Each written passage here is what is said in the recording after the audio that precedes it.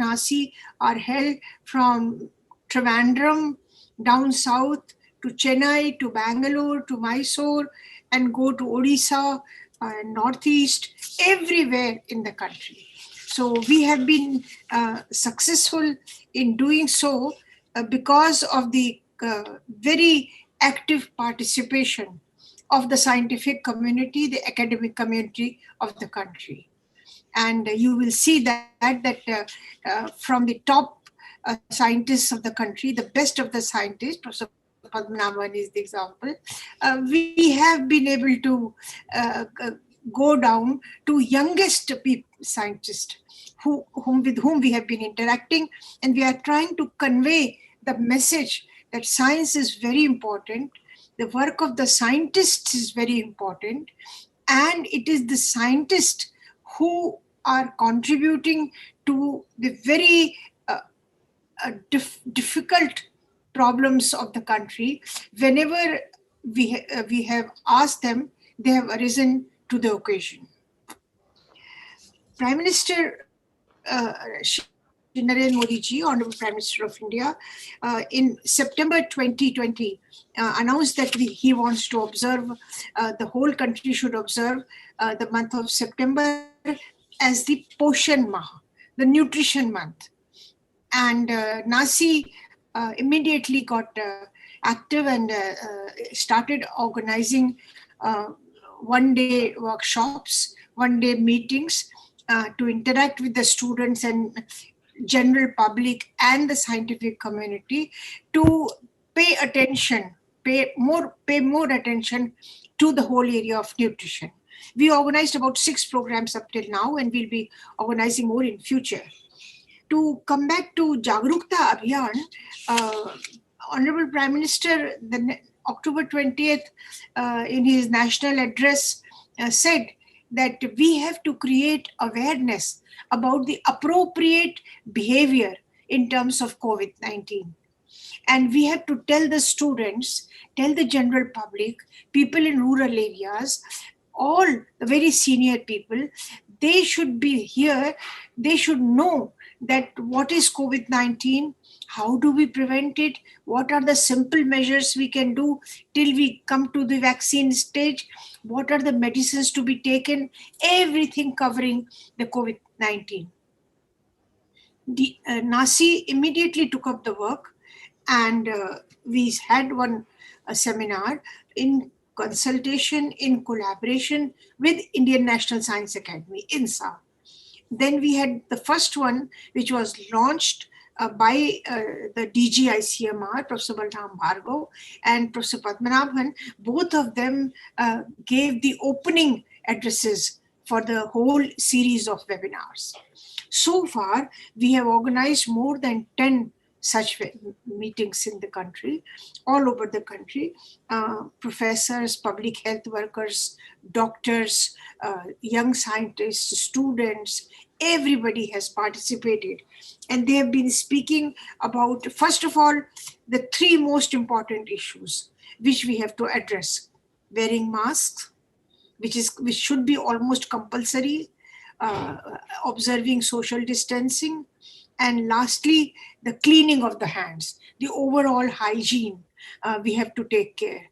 These 3 issues have been highlighted in all the 10 webinars we have had so far. Most importantly, we have been discussing some high-end research, and Professor Padmanabhan has, in many of these meetings, given a very elaborate description of what we are doing about vaccines and how we have reached this stage, and what is the type of research the scientists started when the COVID pandemic came into India. One of the very important thing which we have been covering in our seminars is that we invite more and more students. And up till now, more than 20,000 students we have covered. They have participated in our seminars. They have been asking questions. They have been sending emails to us. We have been replying to them. So it is really a very widespread program. Today, I want to also tell you that I'm sure many of you must have seen the article of Professor Padmanabhan in Hindu, which recently appeared. It gives a very clear picture of where we are in terms of prevention, where we are in terms of control, and how are we going to go ahead in future. Everything he has brought out so clearly, and this I'm sure can be understood by the layman. No, it doesn't have to be a scientist to understand what Professor Padmanabhan has tried to convey. The Now I come to the last point which I want to mention, that now since vaccines have been rolled out, two vaccines particularly in the country, both Covishield and Covaxin, indigenously developed. Covaxin has been indigenously developed, and Covishield we have had collaboration with Oxford and AstraZeneca and Serum Institute of India. Now both these vaccines have been rolled out. Till yesterday, I saw on the television that lakhs of shots have been given to the people, general population. But what is the issue? What is the main issue now, which we have to convey to the people through these webinars? There is a lot of hesitancy amongst the people to take the vaccine shot regarding side effects, regarding some other problems, and also hearing different types of news from other countries, and something like what we called just afwahein is what we say. That means unnecessarily talking about things which they don't understand and keep saying, oh, no, no, no, don't go for a vaccine shot. Things like that. So now what I would request Dr. Janardana, all his faculty members, and particularly Professor Rangarajan, Professor Raghavan, I mean the younger people, we have to give a lot of lectures, even not in Jagrukta Abhiyan, but even otherwise, and explain to the people that there is no harm in taking the vaccine. The two vaccines are absolutely safe. They have gone through all the regulatory procedures, and we have to take the vaccines if we want to fight the corona pandemic. So this is the message now. We have come up to this stage that we have to tell the people, especially the people who don't understand how important the vaccines are, that they have to take it in order to prevent the further spread of pandemic. We don't know. There might be a third wave coming in June. We have no idea how the corona has behaved, and particularly the new strain which has come up in UK. We already have more than 100 patients who are 100 persons who have got this corona vaccine. They have been infected with this new strain. So we have to be extremely careful. And I request all my colleagues here, senior scientists, of course, they have been trying, Professor Padmanabhan, untiring efforts he has made at every forum. He has tried to speak. Dr. Kamboj, I know, has been doing that. And of course, we have been trying through NASI this effort.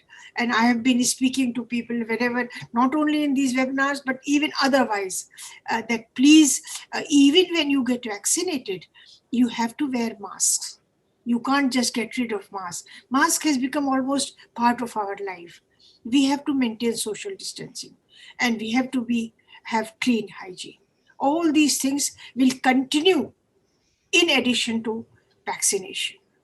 And please, thank you so much for listening to me. And my only message is that please spread this message as much as possible. And once again, thank you, Dr. Niranjana, for this effort. And thanks to all other speakers who have been joining us many times now through these webinars and have been helping NASI to take the message of science and society further. Thank you very much. Thank you, madam. Thank you. Before going to presidential address, I would like to welcome Dr. Neeraj Kumar, Executive Secretary from the headquarters. Sir, I welcome you, sir. for this Bangalore chapter and Nasi headquarter Jagrukta Abhiyan for COVID pandemic, sir. I welcome once again, sir. Thank you very much. Good morning and namaskar to everybody. Namaste, sir.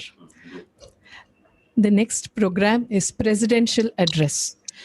Professor Govindarajan Padmanabhan is an Indian biochemist and biotechnologist. He was the former director of the Indian Institute of Science and presently serves as honorary professor at the Department of Biochemistry at IISc. He has been bestowed with prestigious awards like Shanti Swarup Bhatnagar Prize for Science and Technology in 1983, Padma Shri in 1991, Padma Bhushan in 2003, and is the elected president at NASI. I most humbly request the president of NASI, Professor G. Padmanabhan, to deliver the presidential address. Thank you, ma'am, for the introduction. Professor Manju Sharma, Professor Niranjana, and many distinguished colleagues who are there, also speakers today. It's my pleasure and honor to be present on this occasion. Thanks to the untiring efforts of Dr. Manju Sharma, we have had Jagrukta Abhiyan alone in many places, as she has said. I have participated in all these webinars at BHU, for example, Northeast, Bhubaneswar and Institute of Life Sciences, and in Rajasthan. And thanks to Professor Niranjana, we are having it in Mysore University today. I want to thank you, Dr. Niranjana, and also the Vice Chancellor for hosting this. As Madam Dr. Manju Sharma said, I have been talking about the disease, about the virus, about the vaccine. Today, there are eminent speakers who are going to cover this subject. So I thought I will slightly mention a couple of other things. One is she has already mentioned this vaccine hesitancy. Now, this is something not very good for the country. It is our duty to explain to people whichever vaccine they prefer, they should not miss out on the vaccine.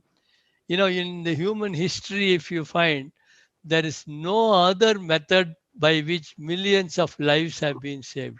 You look at the history, no other method. There could be there is some side reaction. A few people will die when millions are being injected. There will be happening, but it should not put the blame on vaccines here and there, and we should not miss this opportunity, because we have an opportunity in India today. The virus is going down. This means you have the window period for which to be vaccinated. And then, there may be a second wave. We do not know. It will come every year. We have no how long we will be protected. We do not know. Therefore, the first appeal I want to make is, we should get over vaccine hesitancy. And all of us, it's a duty for us, educated people, to explain to people that they should take this thing. And other, of course, wearing masks. I'm sure Professor Kamboj and others are going to explain the importance of masks. The other point I wanted to highlight was our preparedness or unpreparedness for a pandemic of this magnitude. We thought in India, we have this infrastructure, medical infrastructure, and perhaps little bit of compartmentalization also. In the beginning, we know how difficult it was to get admission to the hospitals.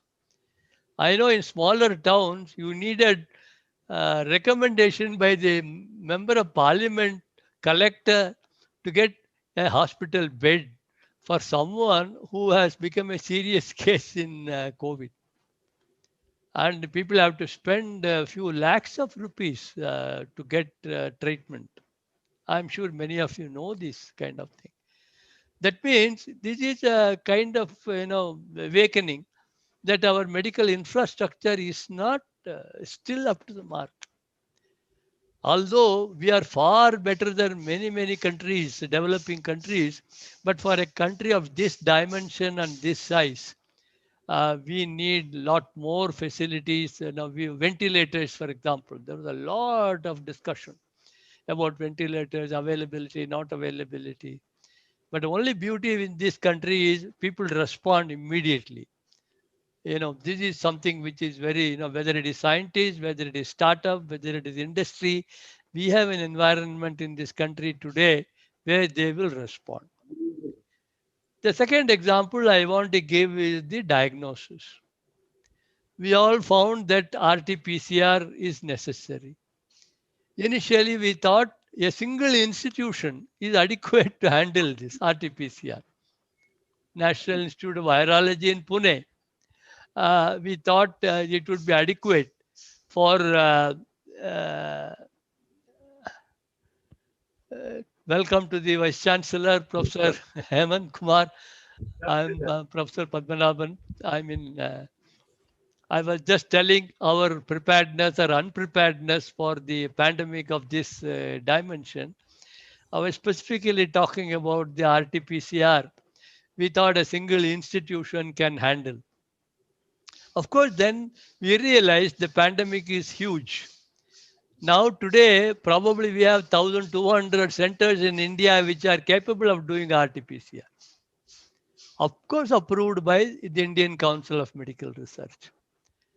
But, this was initially a compartmentalization. It took a while for us to catch up to provide the services. And today we are providing the services. But this is something, again, we see we have to get ready. And the last example before I close is the detection of the mutation. Now, we had this mutation in February 2020. That mutation, G strain, which aspartic acid glycine, let us say D614G, we call it a mutation. Why it is important? It spread all over the globe. Spread all over the globe.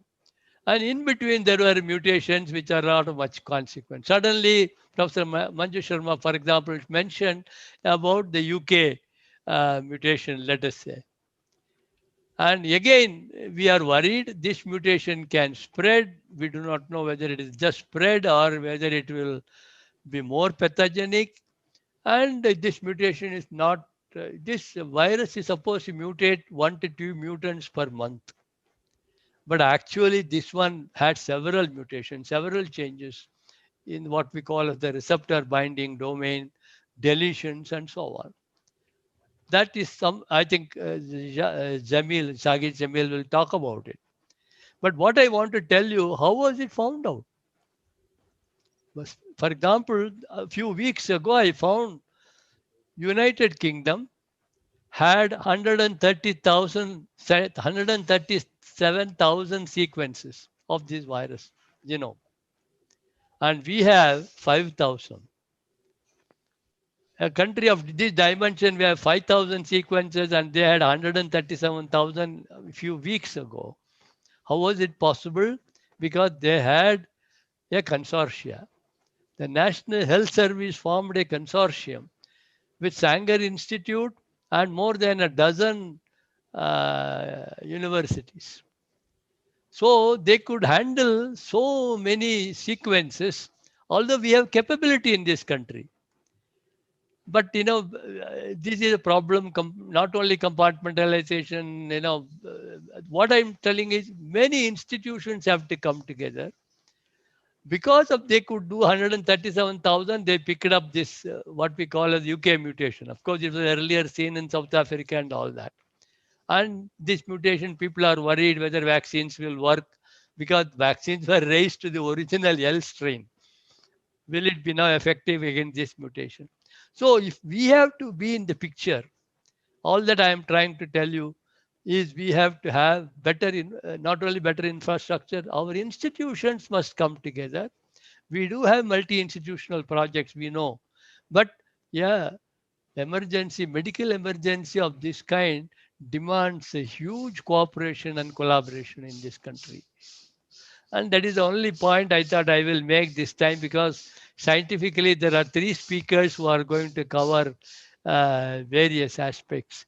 So medical preparedness we need to have, and also we have far advanced in science today in this country, but still we need cooperation with many, many institutions, whether it is diagnosis, whether it is development of vaccine, whether it is, any aspect, like detecting mutation, sequencing in a very large scale, because this is small scale is not adequate.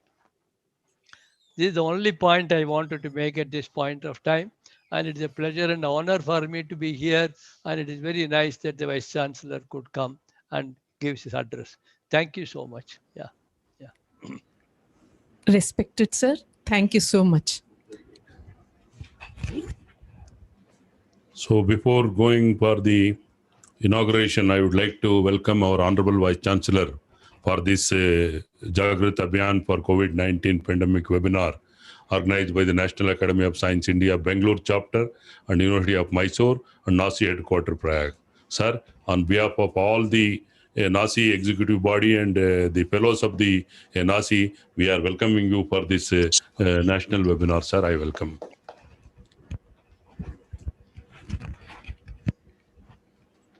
Now, inaugural address. I request Dr. S. Lokesh, Department of Studies in Biotechnology, University of Mysore, to introduce our Honorable Vice Chancellor, Professor G. Hemanta Kumar.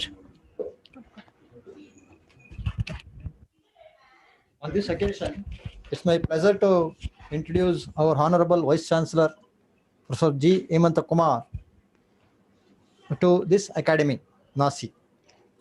Professor G. Hemanta Kumar was born in Mysore, and he got his graduation and post-graduation PhD from Mysore University.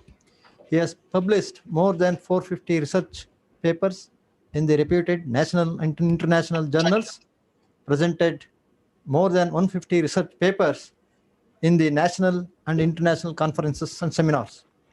He has over 1,446 scientific citations and H-Index 24 for his research contributions. He has given large number of invited and plenary lectures nationally and internationally, and successfully guided more than 28 PhD students. He has sanctioned with many major research projects from DST, AICTE, UGC, and DAE, TY. He has also collaborative research funds projects to tune up to more than 5 crores. He has been the member of various scientific societies like Indian Society of Technical Education, Computer Society of India, ISCA, and IAPR. He has conducted several workshops nationally and internationally, and conducted many international conferences also. His academic excellence made him to bag many prestigious awards, such as, to give examples like the Millennium Plaques Honor, which is the Prime Minister Award for his contribution in the field of science and technology by ISCA. Upadhyay Saman State Award by Upadhyay Moodble Art Foundations, Udupi, and many organizations in Mysore like Rotary and Lion Clubs have awarded him the Teachers' Day Award. He has been very successful in designing and running the giant MOU program between Hungai University, China, and our university, and generated funds up to more than 10 crores.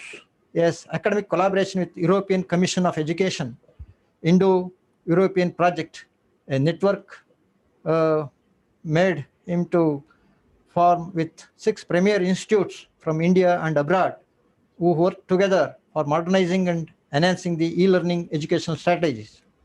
Research collaboration, he is having research collaboration with University of Barcelona, Chinese Academy of Sciences, Beijing. He served as the chairman of computer science for more than 9 years. Chief Coordinator IOE, which is a multidisciplinary project of 100 crores from MHRD and 50 crores project from UGC, which helps in supporting the advanced research.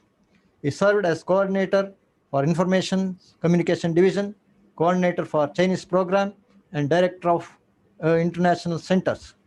He worked as the coordinator for e-governance for 5 crores project, and he was the coordinator for high performance computing, which fetched 5 crore project again.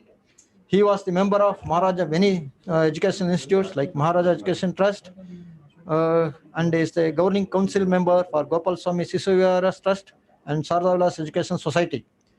He is the academic council member for YCM and JSS autonomous colleges, even the government boys college Mandya.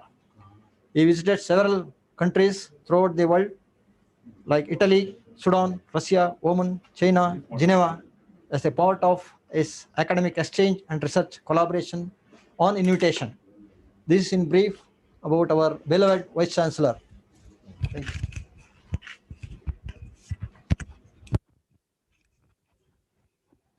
I humbly request Professor G. Hemant Kumar, our beloved Vice Chancellor, to deliver inaugural address.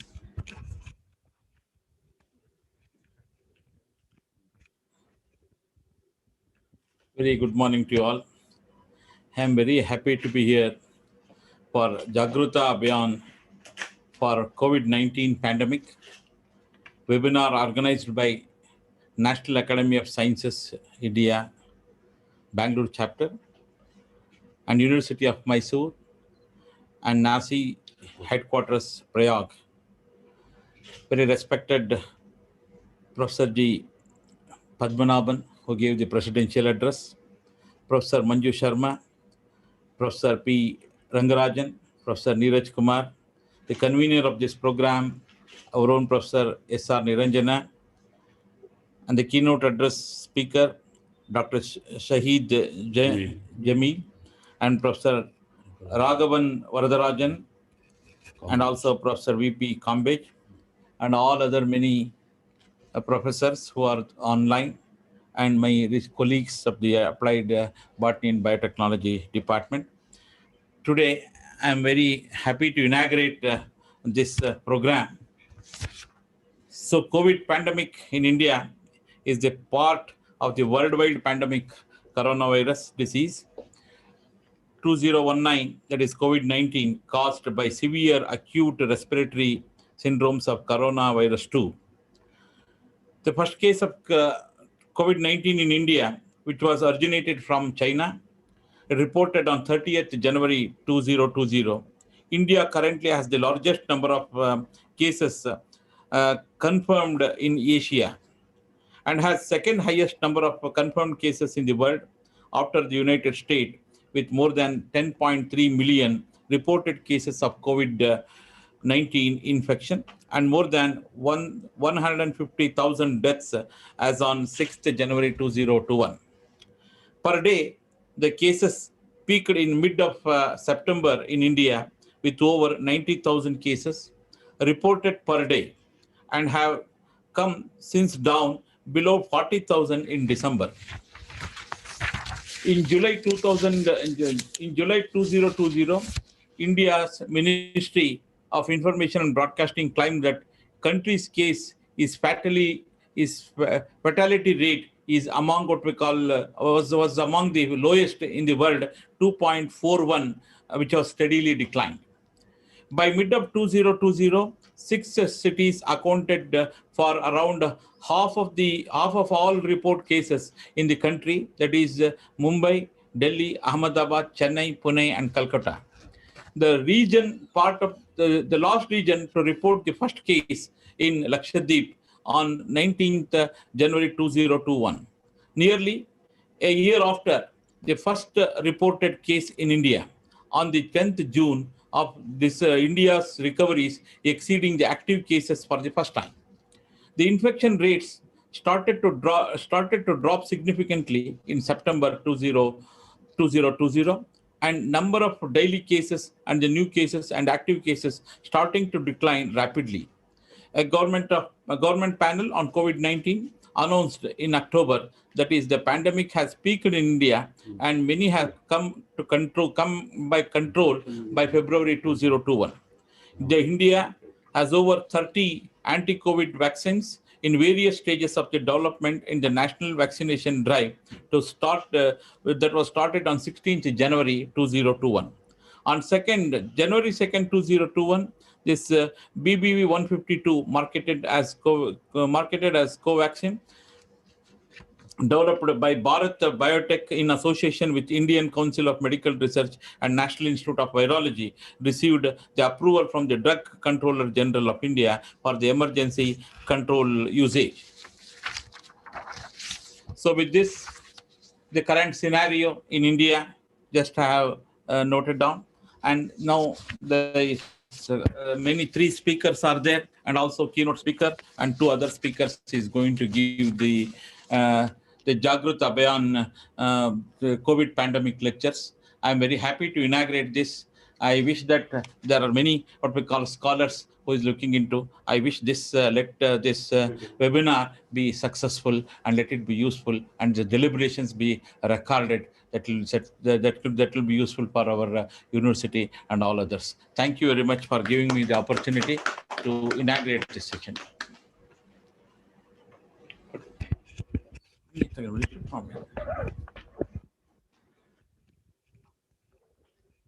Respected sir, thank you so much for inaugurating the webinar. I request Professor H.S. Aparna, Department of Studies in Biotechnology, University of Mysore, to introduce the keynote speaker, Dr. Shahid Jamil. It's my pleasure to introduce Dr. Shahid Jamil. Dr. Shahid Jamil studied chemistry at the Aligarh Muslim University and IIT Kanpur, and obtained a PhD in biochemistry at Washington State University, USA. His postdoctoral work in virology was at the University of Colorado Health Sciences Center, Denver, USA. In 1988, Dr. Jamil set up the virology group at the International Center for Genetic Engineering and Biotechnology, New Delhi, and led it for 25 years, where his research focused on human viruses. In 2013, he was appointed as CEO of the DBT Wellcome Trust India Alliance, a biomedical research charity based in India. In October 2020, he took over as founding director of the Trivedi School of Biosciences at Ashoka University, a leading liberal arts university. Dr. Jamil has received the Shanti Swarup Bhatnagar Prize, which is India's highest science award. He is also an elected fellow of all the science academies in India. Now, I request Dr. Shahid Jamil to deliver keynote address on viruses, mutants, and mass. Thank you very much for the invitation. Respected Vice Chancellor and members of the Mysore University, colleagues and friends. It's a privilege to be speaking to you today on the SARS coronavirus.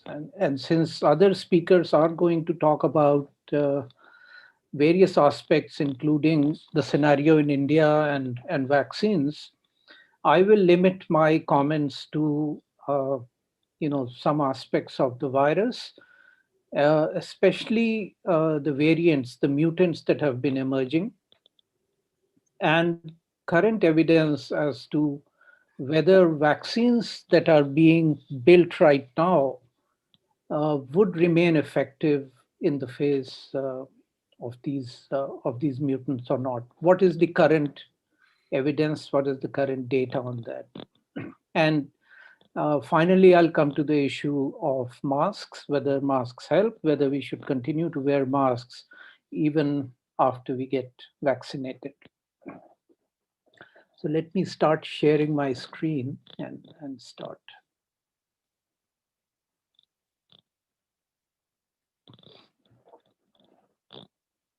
I hope you're able to see my screen, and when I put it on view,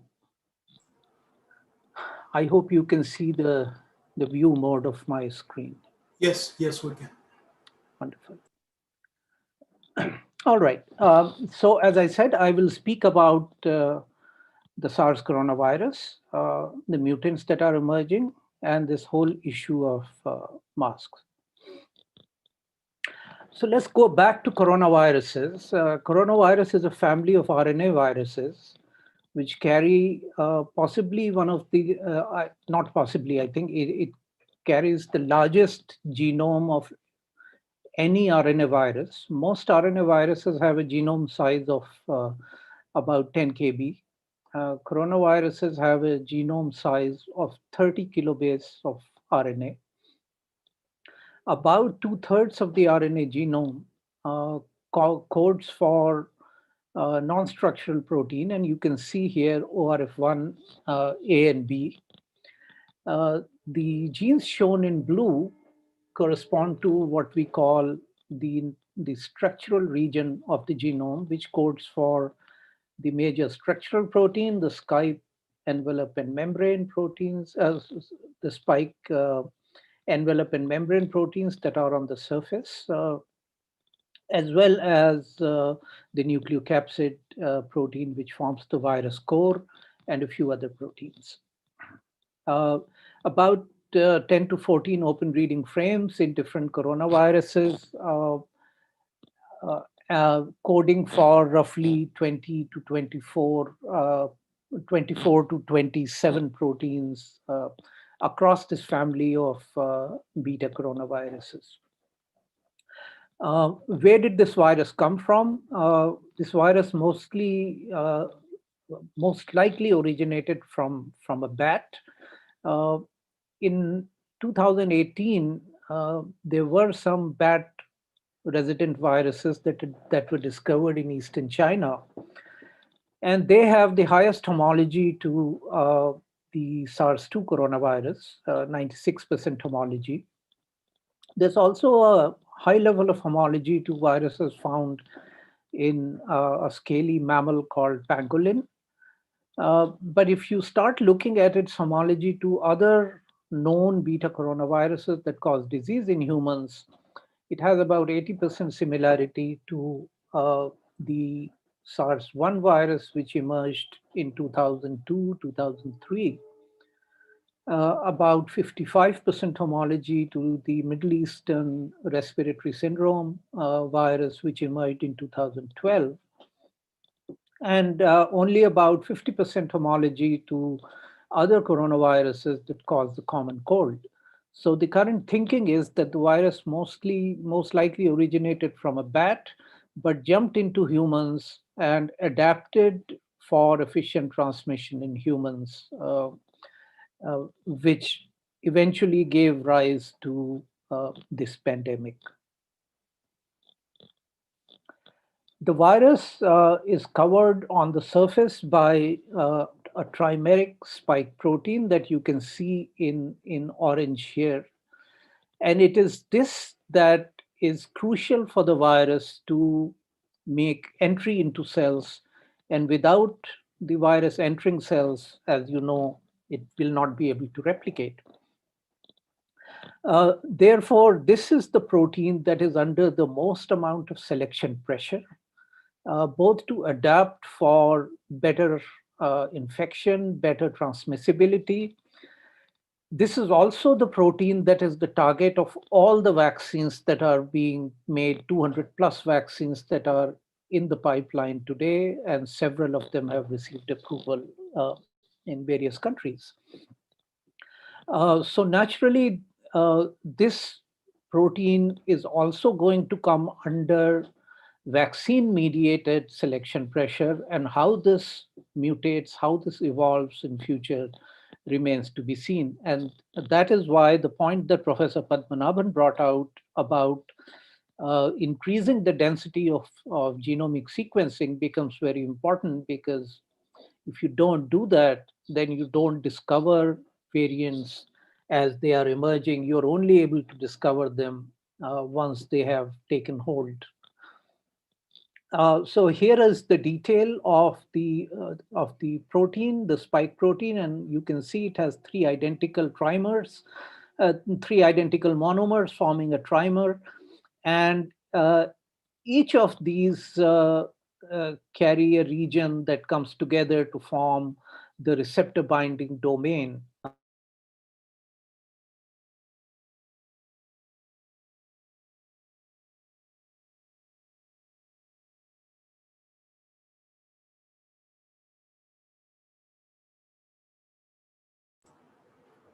Professor Jamil, you have to unmute.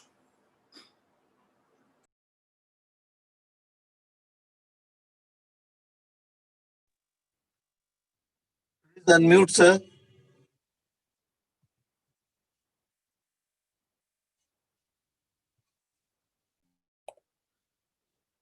Can you hear me now? Yes, sir. Yes, yes. All right. Sorry about that. I don't know where you lost me, but I hope you were able to hear what I was saying about the receptor binding domain here that is formed by the coming together of these monomers into a trimer, and it is this that binds to the receptor. Here is a cartoon of the cell with the ACE2 receptor. And it is this ACE2 protein on the surface of cells that binds to the spike proteins from the virus.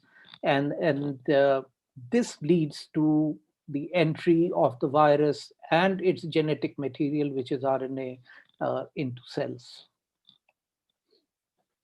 Now, if I walk you across the genome of this virus, as I said earlier, about 2/3 of the genome is made up of non-structural genes, which code for proteins that mainly have enzymatic and regulatory functions. So, for example, a very important protein is this protein called the RNA-dependent RNA polymerase. Without the RNA-dependent RNA polymerase, the RNA is not able to replicate. There are various other proteins. So, for example, there's a protease that cleaves the polyprotein when it is formed. But a distinguishing feature of coronaviruses is that unlike all other RNA viruses, coronaviruses carry an exonuclease. And it is this exonuclease that allows it to repair mutations that occur. And that is why the mutation rate of coronaviruses is the lowest of all RNA viruses. As you will know, RNA viruses mutate at a much faster rate than DNA viruses simply because they have no error correction function. However, coronaviruses, because of this exonuclease, are able to correct the errors that are made during replication to some extent. And because of that, their error rate is much lower. If you walk across the structural part of the genome, the ones shown in purple color, you will see that these are the proteins that mainly make up the structure. So there are 3 proteins that are found on the envelope. You have the spike protein that I talked about. There is another protein called the envelope protein, and a third protein which is called the membrane protein. But the surface of the virus is essentially dominated by the spike protein. There are a few other proteins shown in green here that have regulatory functions, and I'm not going to be going here into those proteins for this lecture. So that's how the genome of this virus looks like, and these are the kinds of proteins that it makes. Let me just walk you through virus replication and look at the different steps at which the virus can be inhibited. So obviously, the first step is for the virus to bind to cell surface receptors. And I've already shown you how it binds to the ACE2 receptor. And once this binding happens, then the virus is endocytosed. So the very first step at which you can inhibit the replication of the virus is to inhibit this binding. So if you can essentially destroy this binding interface, block it with antibodies, and these are neutralizing antibodies, then viruses don't get into cells. And that's pretty much what every vaccine is trying to do. That's what convalescent plasma was trying to do. And this is what therapeutic monoclonal antibodies are also targeting to do. Once the virus binds, it enters through endocytosis, it enters an endosome, and the viral genome is then released from the endosome because of acidification of the endosome. And it is this acidification of the endosome that is prevented by drugs such as chloroquine, hydroxychloroquine, and azithromycin, which have had some variable effect, but these are very broad effects on all viruses that enter cells through endosomes. Now, once the RNA is released, then that's the positive strand RNA. Positive strand RNA means that it has the same sense as the messenger RNA, which means that it can be translated into proteins. And it is indeed translated into a polyprotein. It is this polyprotein that is then, this is the non-structural polyprotein. It is this polyprotein that is proteolytically digested into various other non-structural proteins. One of those proteins is the RNA-dependent RNA polymerase, and that causes replication of the genome. So the plus sense genome is replicated to a minus sense genome, and then the minus sense genome is replicated back into a plus sense genome. And this is the amplification step. So every strand of plus RNA gives many strands of minus RNA, and then every strand of minus RNA gives many more strands of plus RNA, and that's how the genome amplifies in the cell. So besides making the genomic RNA, the virus also makes subgenomic RNAs. It is these subgenomic RNAs that code for the structural proteins.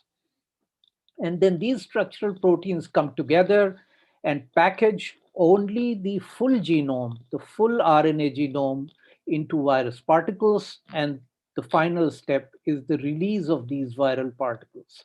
So other steps that can be inhibited are the replication step, and drugs such as remdesivir, favipiravir have been used with some success because they inhibit the RNA-dependent RNA polymerase.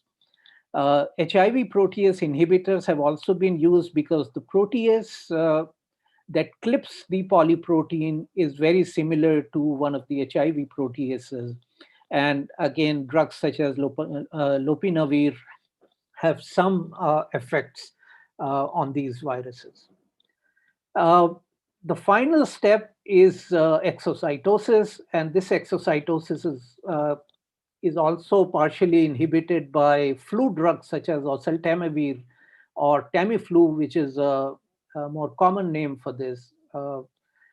Finally, the virus is released in the extracellular medium and goes on to infect other cells. So this is in very brief the life cycle of the virus and the points at which the virus can be inhibited.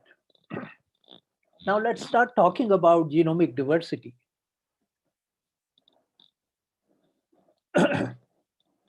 The figure here essentially shows you all the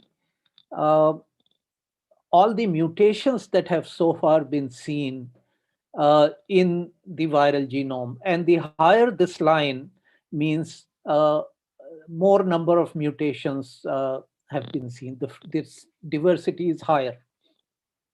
So as you will see, the diversity is much higher in the structural part of the genome than in the non-structural part of the genome. So you have, and that brings around the point of having more selection pressure on structural proteins and therefore structural genes to mutate compared to the non-structural. And this circle here essentially graphically represents the various mutations that have been seen. And again, the point is that there are more mutations seen in the structural part of the genome than in the non-structural part shown in yellow here. The evolution rate of coronaviruses, and this is measured not with SARS-CoV-2, but with SARS-CoV-1, has been estimated to be about 10 to the minus 3 nucleotide per year, which essentially translates into 2 to 3 nucleotide mutations, nucleotide changes per month on average per virus particle. And that's the mutation rate that has been calculated. So as you will see, this is much lower than most RNA viruses. Just to give you some sense, this mutation rate, this evolution rate is roughly 1,000-fold less than what we see in flu viruses. All right, so if we start looking at clades,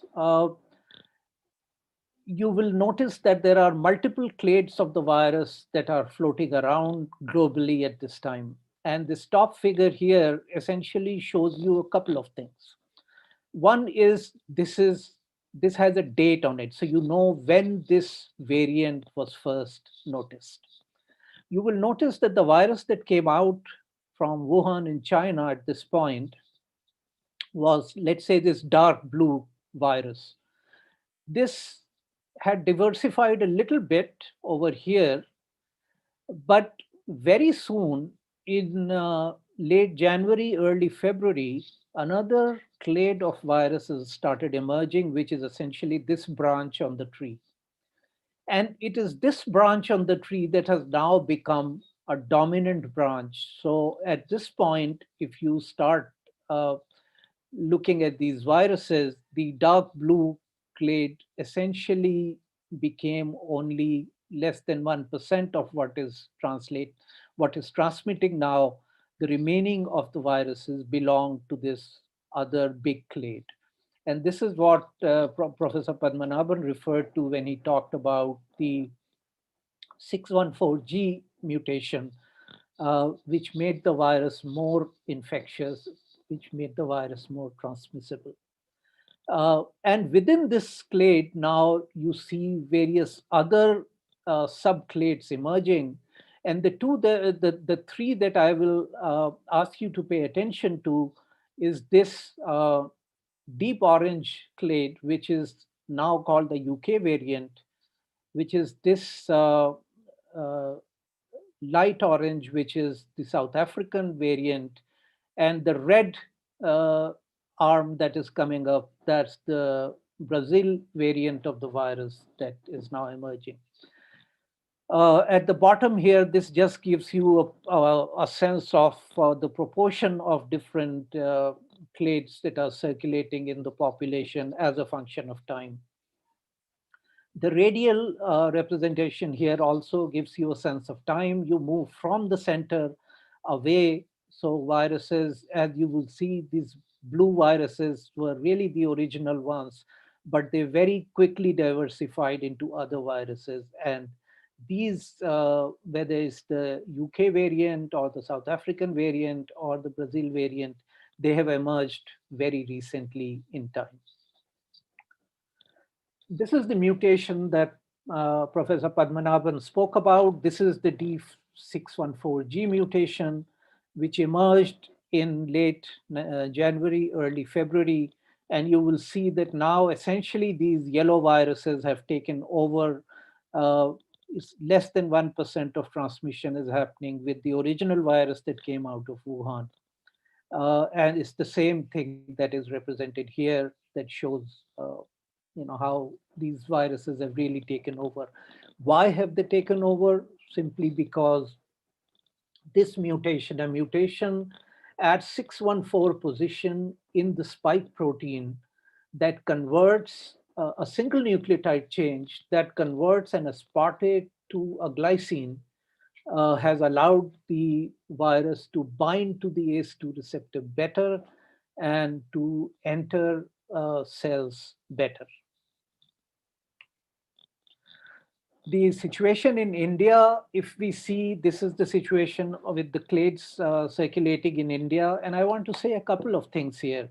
In India, there was this notion early on that somehow the viruses circulating in India are less potent viruses. There was no evidence for that. In fact, all the variants that are circulating elsewhere in the world are also found in India.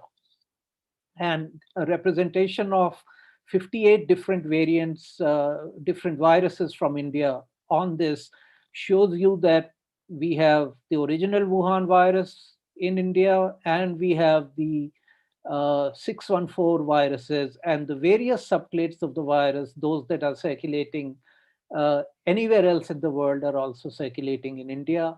And the UK variant has also now been found in India.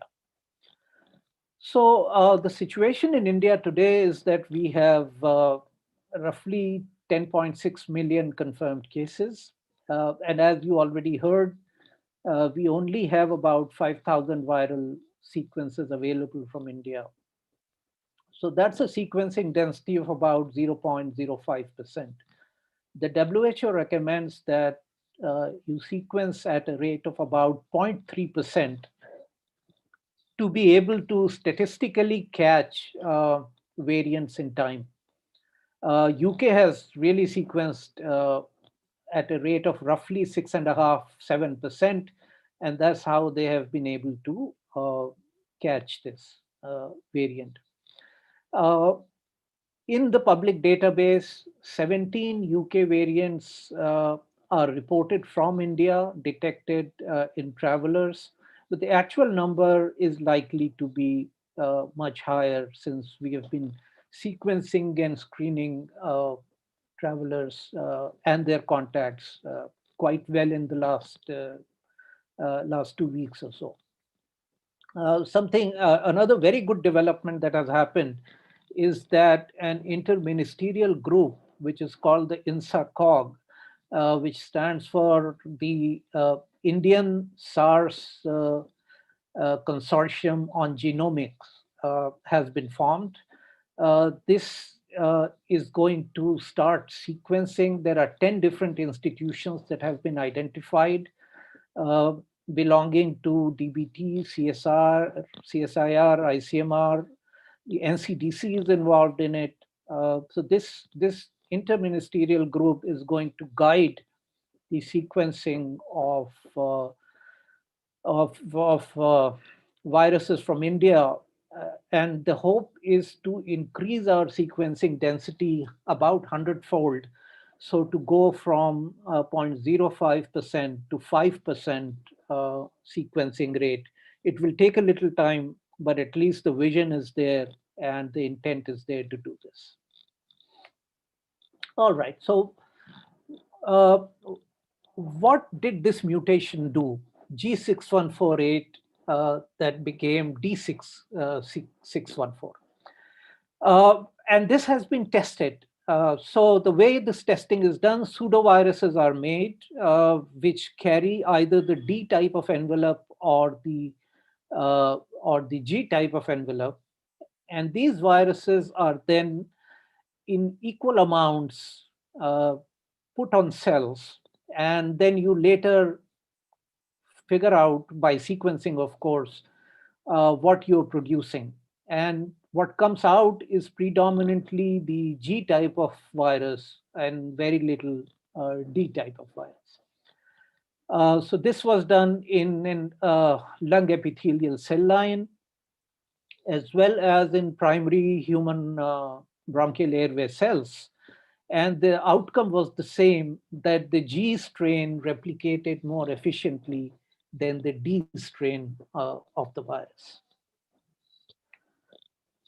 The G virus was also fitter, and this experiment was done in Syrian hamsters that are a good animal model system for this virus.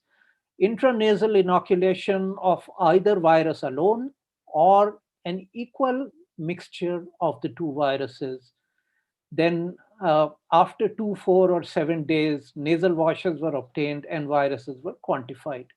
And again, the same thing was shown that even when you start with equal amounts of both viruses, the G virus outcompetes the D virus in infection and replication.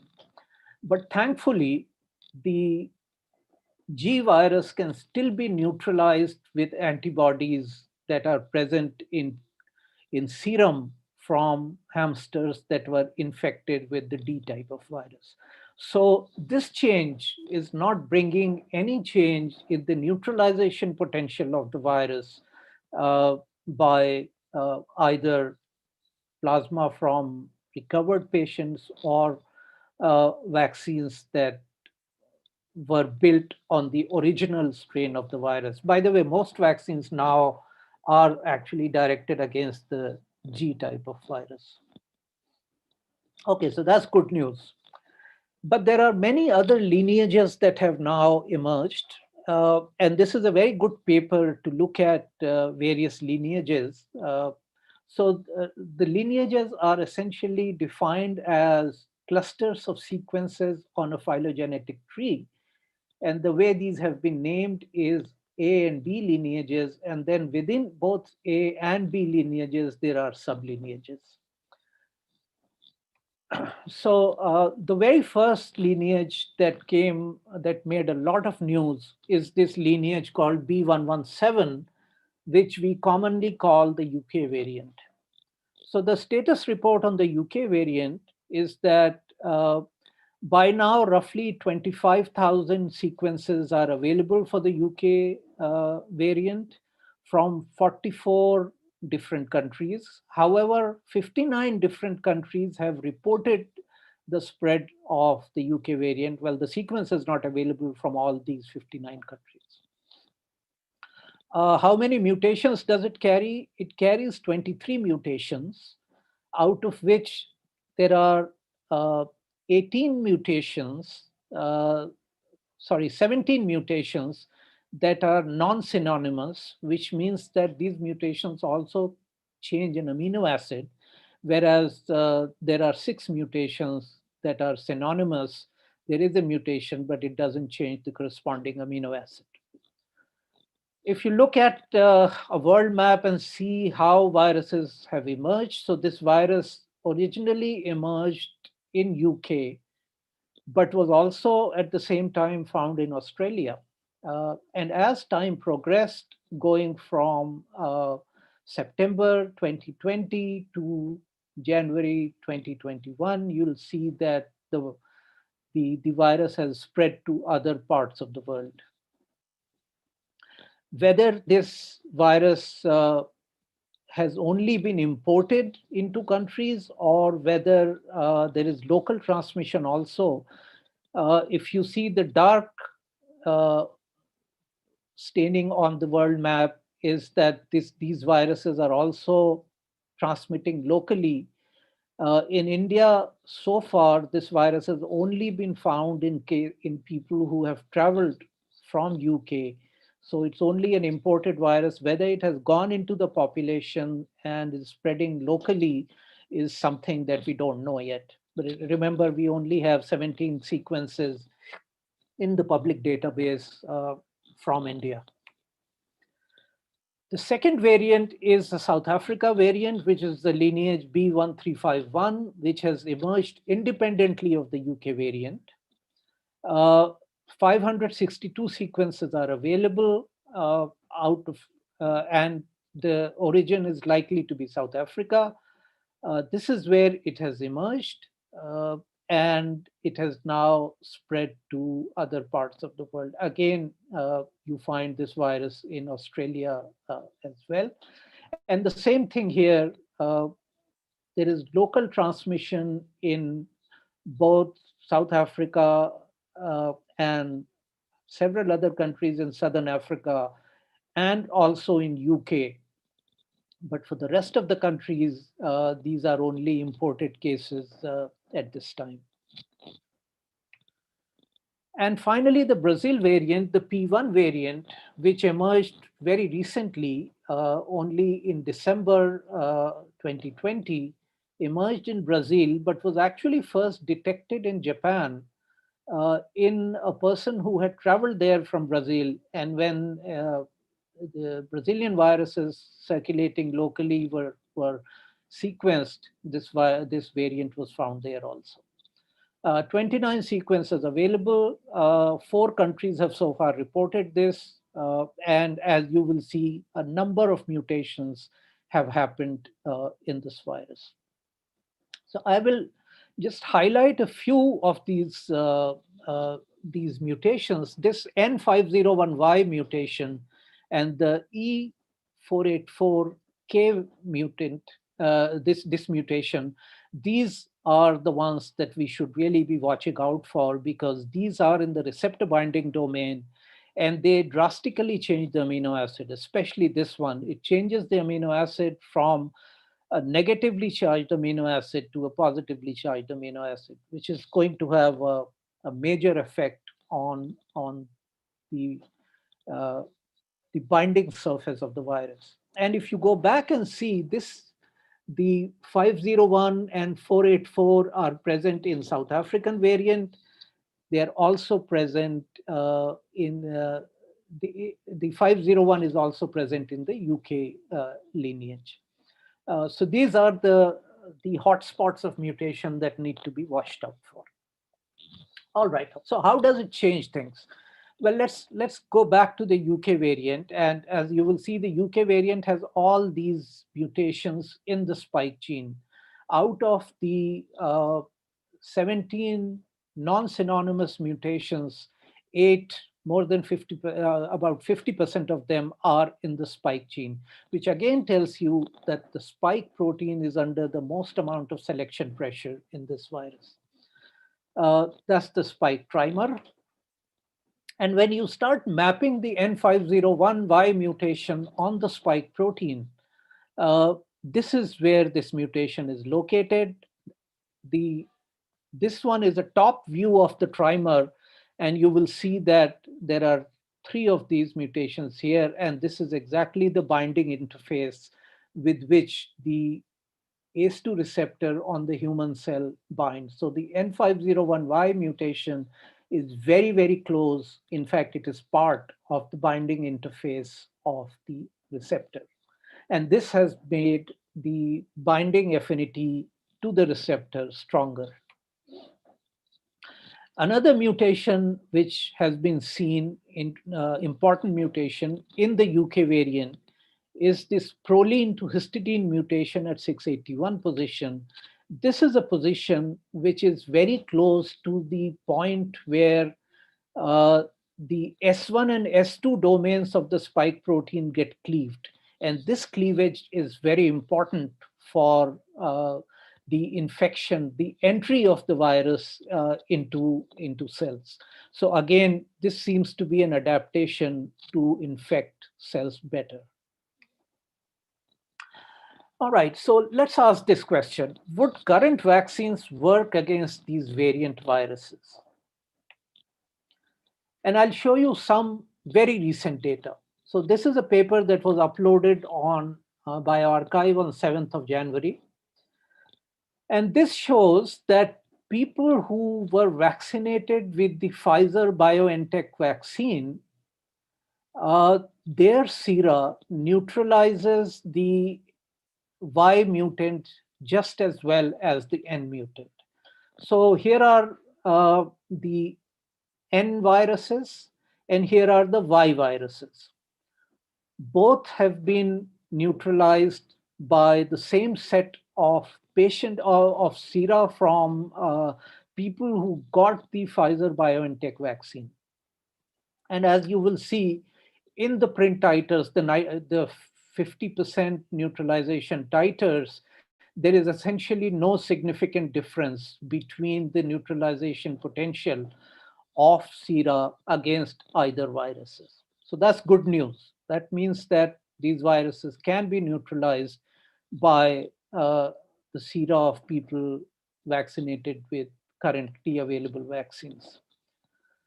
Here is the paper that was, there were actually 3 papers that were uploaded on 19th of January on these viruses. So again, the UK variant B117, and we are testing against people who were vaccinated with the Pfizer BioNTech vaccine. And this work came from the lab of Ugur Sahin at BioNTech. These are the people who actually made this vaccine. So they used the Wuhan reference virus and the B117 lineage virus and neutralized it. And again, virus neutralization titers. There is essentially no difference in their results when they compare the Wuhan neutralization to the UK variant neutralization. So again, the same thing, good news.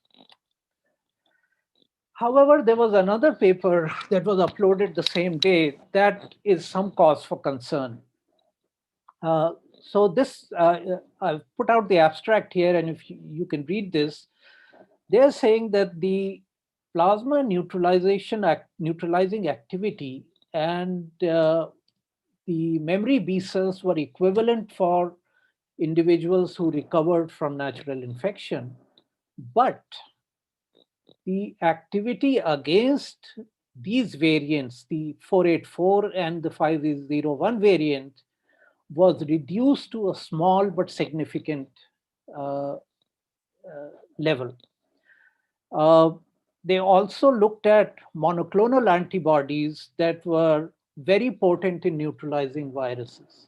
And they found that the neutralization by 14 of the 17 most potent monoclonal antibodies was either reduced or abolished by these mutations. Now that's something to be worried about. These figures essentially show 1.3 months and 6.2 months after the disease. And you will see that the neutralization titers drop. In vaccinees, the neutralization titers are as good as people who have natural infection. And whether it's the Moderna mRNA vaccine or the BioNTech mRNA vaccine, the neutralization titers are the same. So both vaccines are equivalent. But this is what I was talking about when you start looking at the 501 and 484 viruses. There is a slight decrease in the neutralization potency of sera from these vaccinated people in these studies. And when you have a triple mutant virus, a virus that carries all 3 of these individual mutations, the drop is even more significant. You look at the p-values. And the reason simply is that whether it's the 484 or the 501, they are at the binding interface where the virus binds to the receptor, but there's also at the binding interface of where the virus binds to neutralizing antibodies. And this is actually a structure of the spike protein with neutralizing antibodies. The third paper that was uploaded the same day on the South African virus was even more worrisome, because this says very clearly that this lineage exhibits complete escape from 3 classes of therapeutic monoclonal antibodies. So the way you read this is you look at the print titers in the original, and you find that 50% of them greater than 400 neutralization titers, 50% of them had 25 to 400 range neutralization titers. When you start looking at these, at the South African variant, you suddenly find that there are about 1/4 of them have neutralization titers that are less than 25, which means that it's really not effective. However, when you do the same experiment in the context of the entire spike protein, not just the RBD, the receptor binding domain, you find that about 50% of those viruses have very poor neutralization from these monoclonal antibodies. So this is a variant that is emerging that could be cause for concern. And that's why it is very, very important for us to be able to track this variant efficiently. All right, finally, do masks help? Let me show you data. Paper in medRxiv published sometime in August. Very startling. This is data from 200 different countries, and this is mortality data. Countries where people started wearing masks only 60 days after the virus was discovered in that country, or wore no mask at all, have a very high mortality. Compared to countries where people started wearing masks between 16 to 30 days of the first discovery of the virus, or the line in blue where people were wearing masks even before 15 days had passed between the first discovery of virus in that country. There could be nothing more stark and data to support that masks prevent deaths. There's no point about it. And although this is an experiment which was done with bacteria, not with viruses, but this brings home the point very, very nicely. So you basically have blood agar plates, and on these blood agar plates, you either cough, you talk into the plate, you sing into the plate, or you sneeze on the plate while you are wearing a mask or without a mask. And look at the kind of response that you have. Now, I agree that this is bacteria, but remember, viruses are not floating around in the air. Viruses are in droplets. And just like bacteria are coughed out, viruses are also coughed out in droplets, and masks hold back those droplets. So if everyone wears a mask, then everyone is protected. So the point is that we must wear a mask, and till this pandemic is over, it is very useful to do so. Again, modeling data from the Institute of Health Metrics in Seattle shows that the world could have prevented over 800,000 deaths if there was 95% compliance of masks between August and January of this year. And then this is the number for India. Basically, if everyone in India had wore a mask, India would have had no deaths.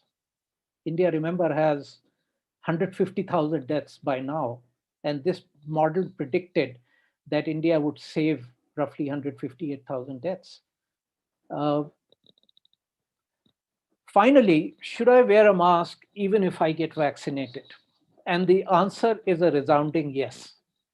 The reason for that is that all vaccines that are being tested, the end point of their testing is to prevent disease.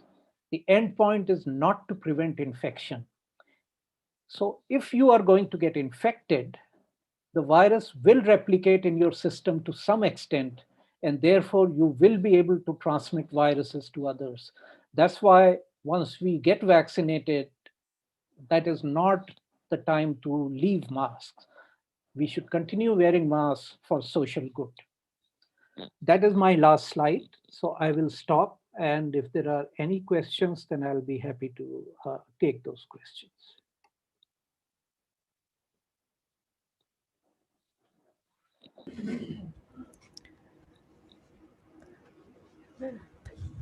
Dear sir, thank you so much for the wonderful lecture.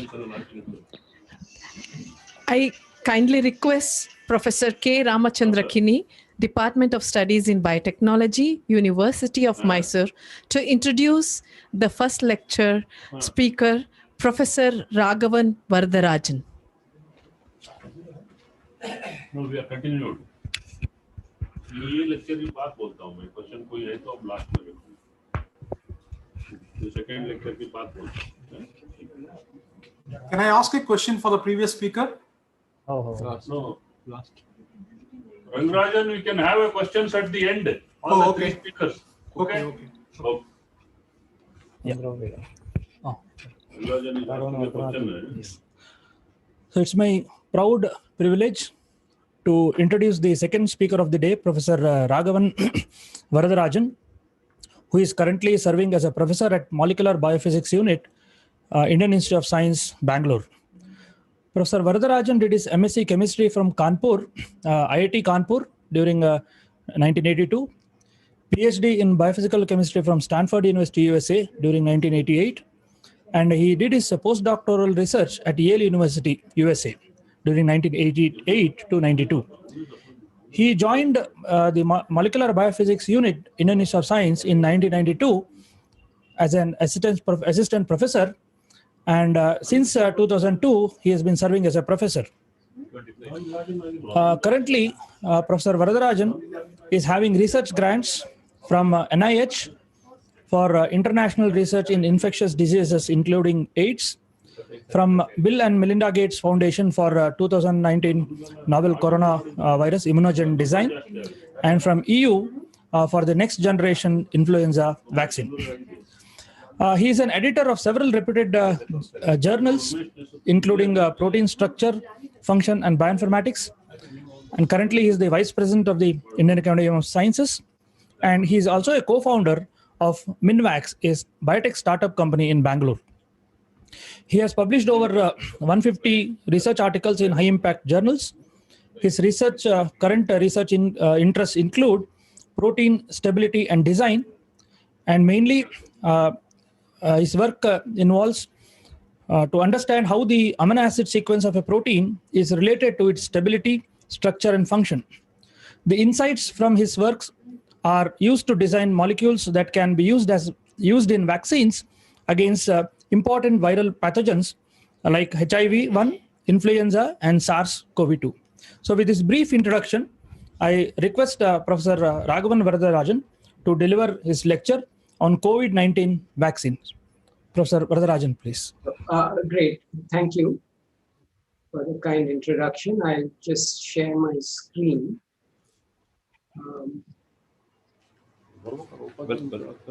So are my slides visible? Yes.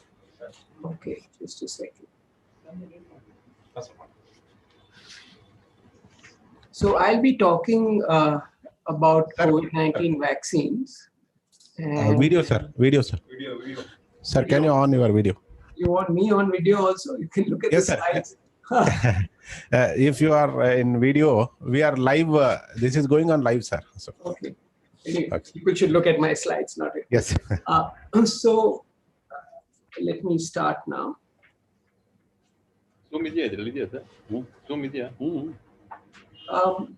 Okay.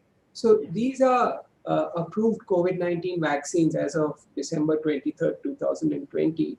And, there are how many? 1, 2, 3, 4, 5, 6, 7. So about 7 or 8 vaccines approved as of that date for various degrees of, in various geographies. Now, if we look at the situation 1 month later, that's January 23rd, we have now 9 vaccines, and you can see that the geographies in which they are approved is much, much larger, including 2 in India, which are the Covaxin and the Covishield. I'm sorry, my pointer, I'm not able to change. Just a second. Okay, so the vaccines which are currently approved for use are either mRNA-based vaccines, inactivated virus vaccines, and non-replicating viral vectors. So very briefly, this is a figure of the SARS-CoV-2 virus, the causative agent of COVID-19. And on the surface of the virus is a protein called the spike protein. And this is the primary target for vaccine development. And so the spike protein binds to the ACE2 receptor, and that initiates the infection process. So antibodies that can prevent the binding to the ACE2 receptor by a variety of mechanisms are obviously going to prevent infection. And these kinds of antibodies which prevent infection at the cellular level are called neutralizing antibodies. So just briefly to give a brief introduction to vaccines. So vaccines, of course, are given to healthy people, and they seek to elicit a protective immune response in the absence of infection. And so what happens is when the body encounters a pathogen, then the various antigen presenting cells, we'll just talk about viruses for the present, and they display portions to activate the T helper cells. And B cells make antibodies that can both block viral entry as well as bind to viral proteins or viral fragments that are often displayed on the surface of infected cells, for example, as the virus is exiting the cell. And cytotoxic T cells, which are a branch of the cellular immune system, they identify and destroy virus-infected cells by detecting peptides derived from the virus on the surface of the cells. Now, currently, the animal studies in which animals are challenged with the virus, they demonstrate that neutralizing antibodies are the clearest correlate of protection against infection. In humans, we don't really have such a clearly well-defined correlate of protection, but it's reasonably likely that neutralizing antibodies will be a good correlate of protection, as they are in other viral diseases. So now, in the case of vaccination, you would like to elicit, of course, the right kinds of antibodies, but one would also like to elicit long-lived memory B and T cells that can recognize the virus and then protect the body for a long duration after the initial vaccination. So as I said in my first slide, the most extensive data is available for these kinds of the first three modalities. And there is phase 1, phase 2 data available for a subunit protein vaccine. So far, the neutralizing antibody titer. So a titer is the inverse dilution of the serum from a vaccinee, which is able, or from an animal, which is able to prevent viral infection in a cellular assay.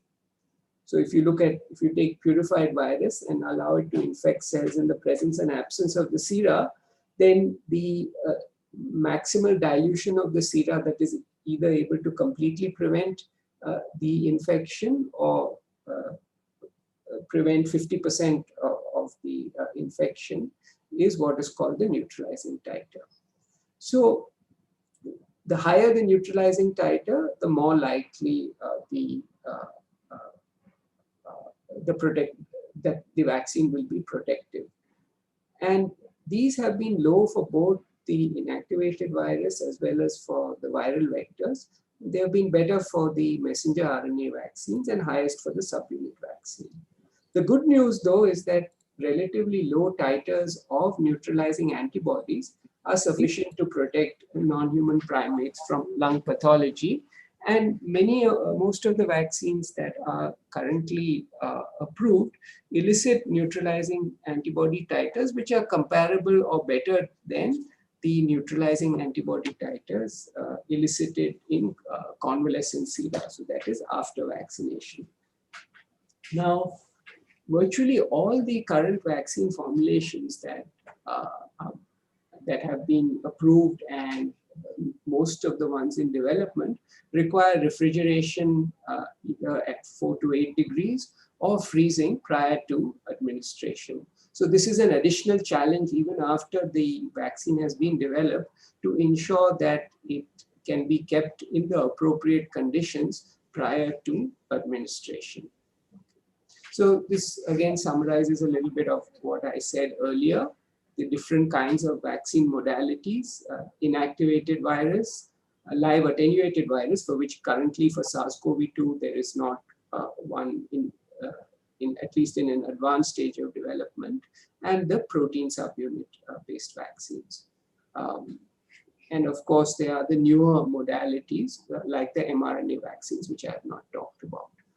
Now, I'll briefly cover a little bit about the two vaccines which are in use in our country. So the first one is the Covishield vaccine, which was developed by Oxford and AstraZeneca and manufactured by the Serum Institute of India in India. And so there are data available from a phase 1/2 clinical trial in which the vaccinees were immunized at 2 days, approximately 1 month apart. And again, the overall summary is that the vaccine was immunogenic, and the ELISA and neutralization titers are slightly lower than observed in human convalescent sera. Okay, so these are the neutralizing titers in the vaccine recipients, and these are in patients and some healthcare workers who had very probably minimal exposure to the vaccine. So, I'll summarize some of the efficacy data a little bit later. Now, with the Covaxin, which is the inactivated virus, the data available so far is on about roughly 380 odd participants, again, who received 2 immunizations. And once again, the vaccine was immunogenic. It was formulated with a novel adjuvant, which is an immune-enhancing molecule. And it appeared to be safe and well tolerated, though the adjuvant is relatively new. And so this work has very recently been published in Lancet Infectious Diseases, I think just a couple of days ago. So the neutralizing antibody titers elicited by this vaccine regimen, again, was comparable to those which were available in human convalescent sera. And the titers persisted to similar levels at least 2 months after the last immunization. Okay, so this is the day 56 data, and you can see that they are, the antibody titers have not gone down too much. So this is encouraging, but of course it needs, additional testing in a larger phase 3 efficacy trial. Hopefully those results will be good. So just to summarize, what is the information that we know currently from the various vaccines? So these are the dosages. So they're anywhere from a few micrograms to about 10 to 30, 50 micrograms. The neutralizing titers are quite variable, and they're difficult to compare because they are all measured by different assays. But as I said in the beginning, they are larger for the Pfizer and Moderna vaccines, and a little bit lower for the viral vectors and the inactivated virus, and quite high for the protein vaccine. Now, these are the efficacies, and getting efficacy estimates is also not very easy because they're measured, by many different means. And so, even for the same vaccine, you can see, which is one of the Chinese inactivated vaccines, they're fairly widely varying estimates of the efficacy. And again, quite high for the mRNA, though this is just, a few weeks after the last immunization. So it's not necessarily a true measure of the efficacy. As Shahid has said, they are certainly, it's concerning that they have now naturally occurring mutations. Fortunately, so far, the currently observed mutations in clinical isolates, they decrease neutralization slightly, by a statistically significant extent, but not by a huge amount. But of course, antibodies with monoclonals, the effects are much larger. So this is the South African isolate, and this is a single mutation in the RBD, the effects on neutralization. And Shahid has presented a number of other papers on this, so I won't go into it into much more detail. Okay, so let me just briefly in the remaining few minutes discuss some of our own efforts in this area. So we have worked on a part of the spike protein called the receptor binding domain. And it turns out that most of the neutralization response is directed towards the receptor binding domain, and that's the part which binds to the receptor. In fact, if you look at the overall over the whole receptor binding domain, the parts in blue are the only parts where neutralizing monoclones have not been identified. So we made this fragment and expressed it in a variety of different expression systems. And we found that the protein was very thermotolerant. And I'll show you some of that data in the next slide. And in challenge studies, one of the RBD derivatives conferred protection against weight loss and lung damage. Okay. So we found that when we freeze-dried the protein, we could heat it to very high temperatures and cool it down, and it underwent reversible unfolding. The lyophilized protein could be incubated at high temperatures for quite a long time without affecting its properties. And then up to 4 weeks, in fact, that we could store the lyophilized protein and the thermal transitions were identical. If we look at the ability to bind the ACE2 receptor, again, even after 4 weeks storage at 37 degrees, we saw no decrement in the binding to the ACE2 receptor by surface plasmon resonance. Okay. So this is exceptionally thermotolerant. And we immunized these in guinea pigs, and we got neutralizing titers with the whole virus, which were of the order of about 400. So we could dilute the sera about 400-fold and still see good neutralization. In mice with a somewhat different adjuvant, we also got good neutralization.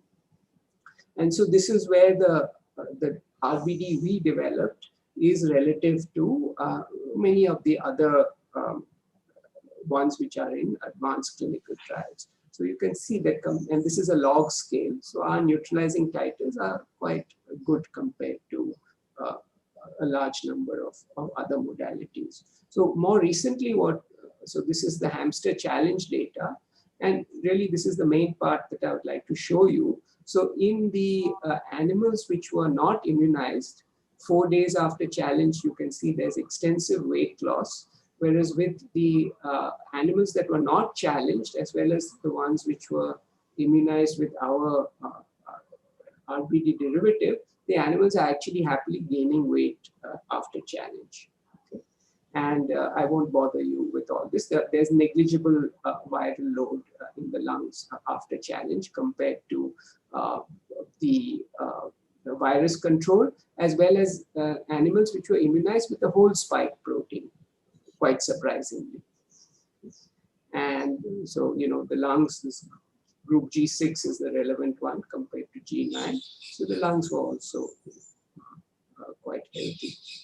So these animals were well protected from challenge, showing no weight loss, very little lung pathology relative to healthy controls, and they showed favorable cytokine profiles.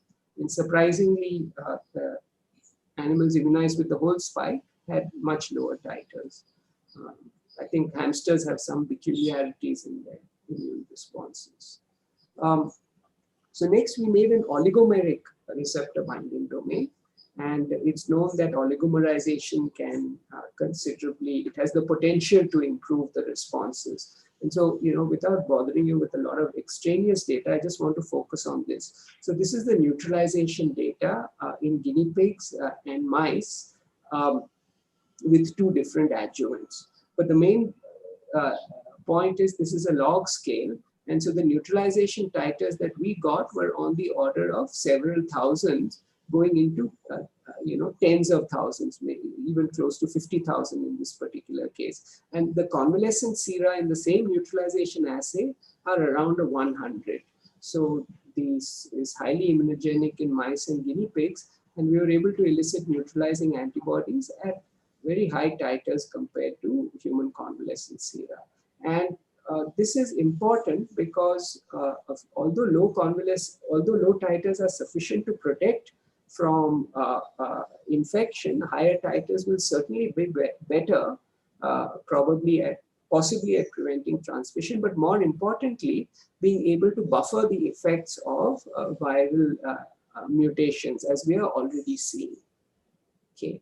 So these are, just to summarize, these are the neutralization titers relative to the human convalescent sera. And you can see these are again on a log scale. The important thing is these, peach colored bars. So these are the titers in mice relative to the titers in human convalescent sera. So you can see that for many of the vaccines, they are maybe 10-fold better, or sometimes just 1 or 2-fold better for the Chaddox vaccine. Whereas this is the molecules we have developed, so you can see that they are close to 200-300-fold better, which is pretty good. Okay, so just to summarize, there are 9 COVID vaccines which have been granted approval or some degree of authorization in various geographies, and they're all still undergoing more extensive trials, and the reported interim efficacies are in the range of 50 to 90%. And certainly these recent mutations that Shahid has mentioned are a concern, but so far it appears that the neutralization efficacy of vaccine-elicited sera is largely, I would say, certainly not affected by log order by the current mutations. And at our end, we have designed both a monomeric receptor binding domain that showed promising immunogenicity and was very highly thermotolerant. And we also made oligomeric derivatives that show considerably improved immunogenicity without affecting the thermotolerance at all. And the neutralization titers in small animals were 20 to 300-fold higher than in convalescent sera. And so such thermotolerant RBD derivatives, in my opinion, show quite a lot of promise to combat COVID-19 and likely would not require a cold chain. Of course, we need appropriate funding to take this forward into clinical development. So I'll conclude here. These are all the people in my lab who did a lot of the work on the immunogen design and all the biophysical characterization, most of which I have not at all talked about. We had a lot of help on pseudoviral assays from ICER and from CSAR InTech. The challenge studies and the CPE assays were done at THSTI. And the startup, Minvax, was involved in a lot of the guinea pig mouse immunizations and the serology. And all the human sera data were from CSIR IGB in collaboration with Max. Our first paper on the RBD is published, and it's got quite a lot of press attention. And this is the work on the oligomeric RBD. So with that, I stop now. Happy to take questions in case.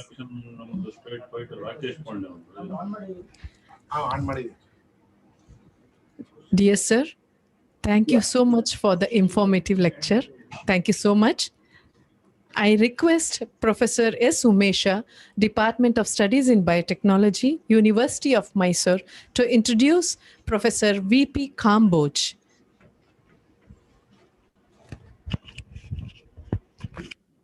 Good morning, all of you.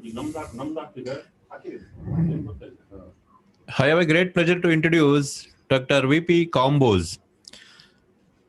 Dr. V.P. Kamboj, a PhD, DSc, FNA, FNAC, FEBS, former director, CSIR CDRI Lucknow, former chairman, BIBCOL, OPV unit of DBT, Government of India, Bulandshahr, UP, former president, NASI, and currently NASI honorary scientist, Biotech Park, Lucknow, honorary professor, Punjab University, Chandigarh, and Baba Sahib Ambedkar University, Lucknow, and chairman, BCIL, New Delhi. And Dr. Kamboj has published over 250 research papers and review articles in national and international journals, and is a co-patentee in over 40 patents in India and abroad. He has guided over 20 students for PhD and 30 for MD, MS degrees. Dr. Kamboj has R&D experience of over 40 years in reproductive biology, contraception, and drug development. Dr. Kamboj has developed new non-steroidal oral contraceptive, local contraceptive, and cervical dilator. He has steered clinical trial of 2 antimalarials, an herbal memory stabilizer, and neuromuscular blocking agent. Strengthened ties of CDRI with both national and international industries. Dr. Kamboj has earned over 20 R&D awards, including Wasvik, Ranbaxy, FCCI, Om Prakash Basin, etc. He has serving as a member, chairman of policy, planning, R&D funding committees of various national funding agencies like ICMR, DST, DBT, CSIR, Planning Commission, and WHO, etc. With this very short, brief introduction, I request Dr. Kamboj to deliver his talk on wearing mask, maintaining social distance, and observing hand hygiene by washing hands with soap. Dr. Kamboj, sir, over to you, sir. Thank you very much for the introduction.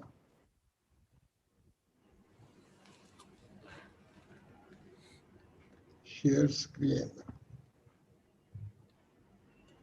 Share.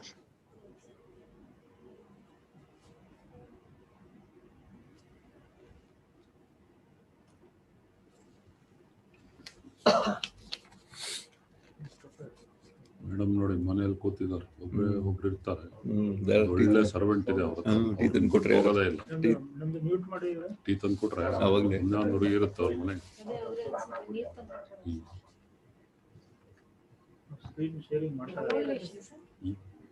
ಅವ್ರೀಗ more than 75 or 78.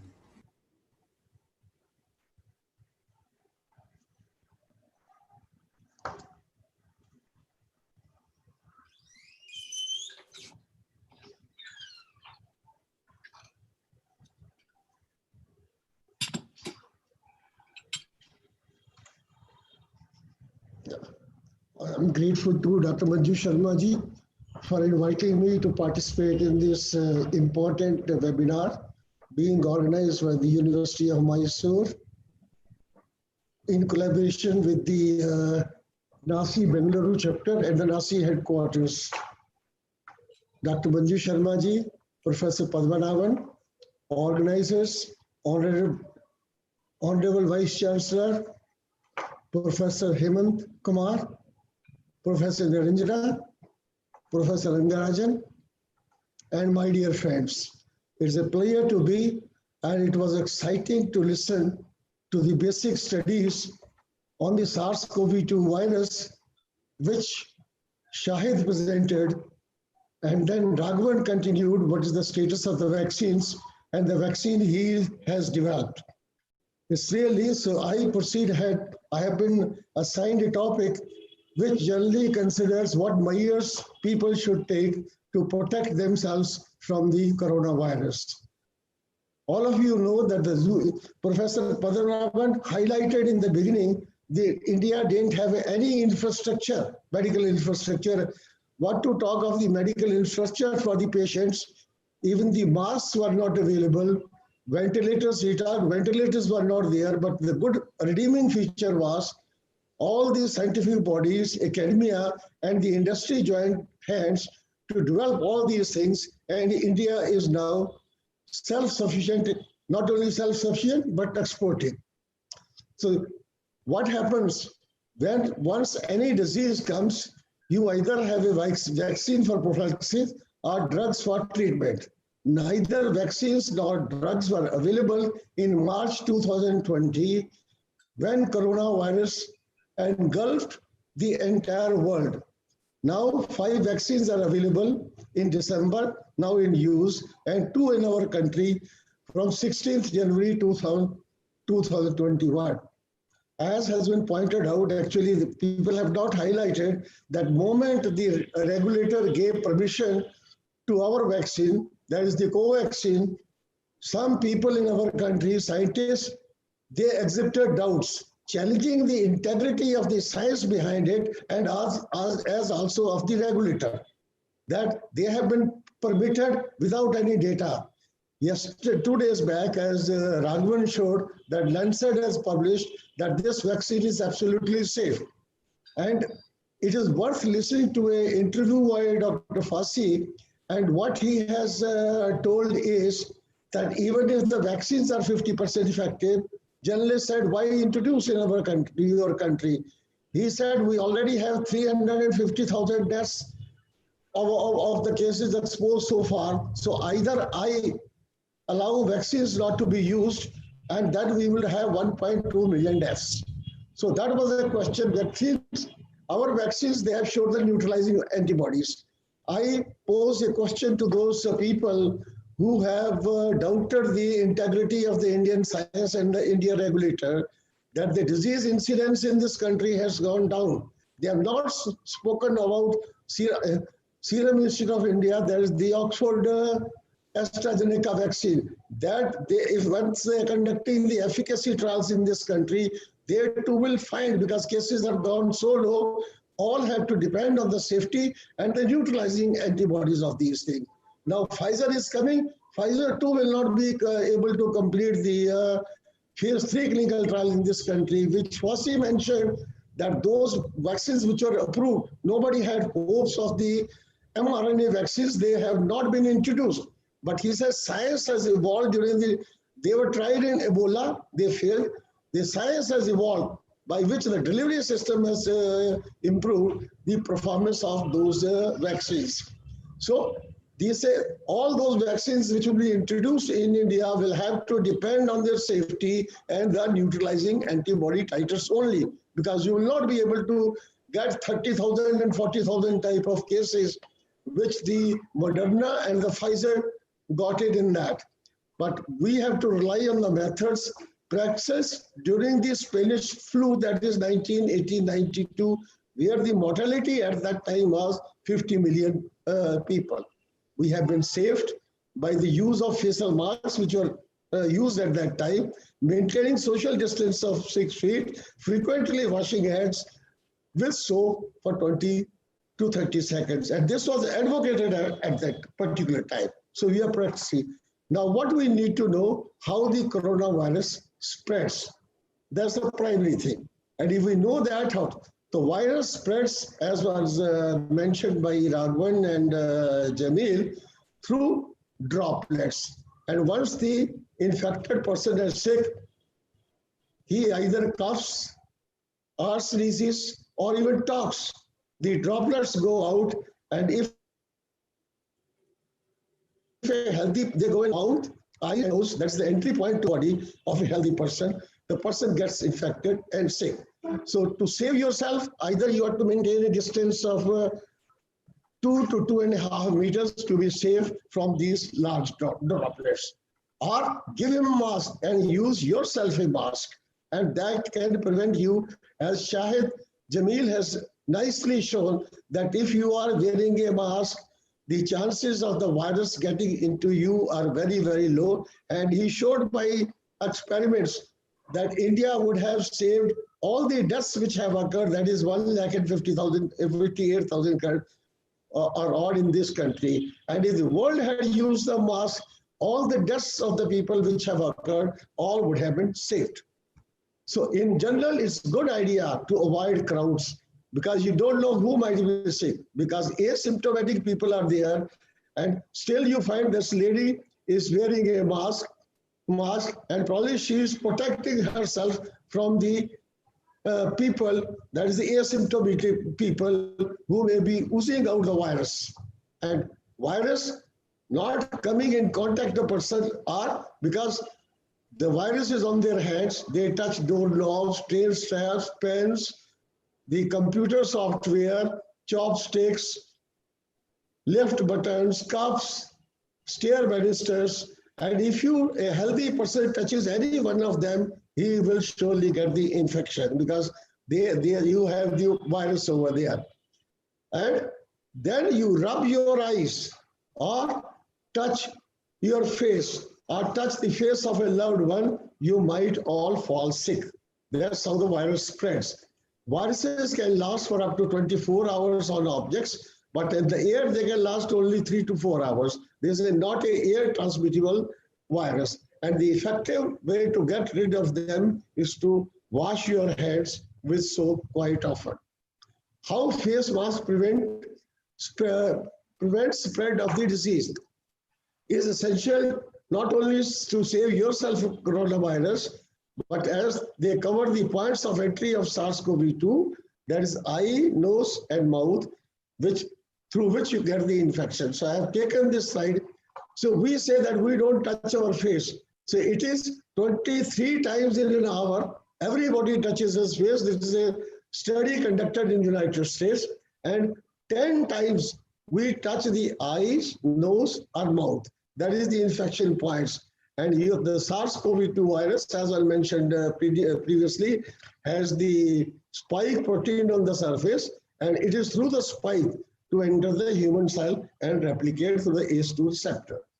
Why face masks are essential during pandemic?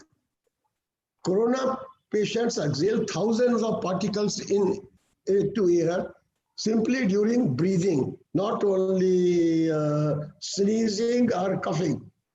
Severe COVID patients exhaled an estimated 100,000 particles per minute or millions of SARS-CoV-2 viruses per hour. And how many virus particles are needed for infection? Nobody knows at this time. High viral load may cause severe infection. So use face masks and proper ventilation system in your rooms to save yourself from corona. The face masks to save from corona infection, there are 3 types of face masks: homemade face mask, surgical face mask, and 95 respirator. The only face mask available was which these surgeons use at that time when the coronavirus came into this. Face mask should cover nose, mouth, and chin. To see that some people don't cover the nose, somebody don't cover eyes, question doesn't apply. Some people hold it beneath the chin. So wash hands with soap or removing face mask. Not to put face mask on children under 2 years, people having difficulty in breathing, unconscious persons, people unable to remove face mask on their own. Now this has you can have any color type mask when you are making it at home or purchasing this. All these colors are available in the market. The first type of mask is that's preferably of interwoven cotton. All these are interwoven cotton cloth. Single layer is 50% effective. It doesn't prevent all the entry of the virus. But these are all 3-layer masks, which people are making at home, is as effective as surgical mask. That is 90% effective. Always use masks when going out, or wear a mask at least when in place where you cannot maintain a social distance of 6 feet. The mask lowers the risk of people without symptoms transmitting virus through speaking, coughing, or sneezing. These masks are so good that you can wash them after each use. Surgical mask is a flat rectangular mask with beads or the plastic strip on top. This is a plastic strip. It fits on your nose and the tanya to hold at this mask you must have seen the surgeons using while they are operating in this country. Protects wearers from sprays, flashes, and large particle droplets, not aerosol particles. Prevents transmission of respiratory secretions, infections from the person who is wearing them. That's why we say that the infected person as also the other person, healthy person, should wear these masks. N95 respirator, a more tight-fitting face mask, generally circular, or oval in shape. This is the design I've given over here. This is a simple mask. This is with a valve, so that you can exhale from the valve while breathing and releasing heat and humidity. If a surgeon's mask from the sides, this is loose, so the breathing goes over there as also the heat is released.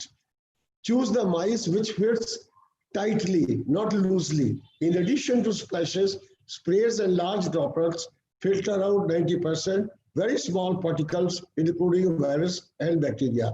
Recommended for healthcare workers only with handle COVID-19 patients. Hand wash and social distance. So that's the mask. Dr. Shahid Jamil has shown with the slides that it is 100% safe to wear it, and it prevents 100% as far as the virus is concerned. Hand wash with soap essential for many times as possible when you are out, and must on coming back home. It's a critical necessity, and maintaining social distance of 6 feet is mandatory. What the soap does? Soap, all of you know that soap is produced by a chemical reaction of alkali and an acid by saponification. Soap's cleaning action is due to its unique ability to surround the oil particles and disperse them and wash with water. Virus sticks to hand, and simple wash with water does not drain it out. But why? Because water and oil are liquefied and don't mix unless soap is added to it. Virus outer layer is made up of lipid and protein. So molecules has two ends. One attracts the lipid and the other to the water. Soap taken in water or coming in contact with virus disrupts its outer layer bit by bit, and it takes 20 seconds to totally destroy the virus and then washed away, as shown with the figure. Here is the soap particles, is the hydrophilic polar head, and this is the hydrophobic tail, which attracts lipids, and this is the water.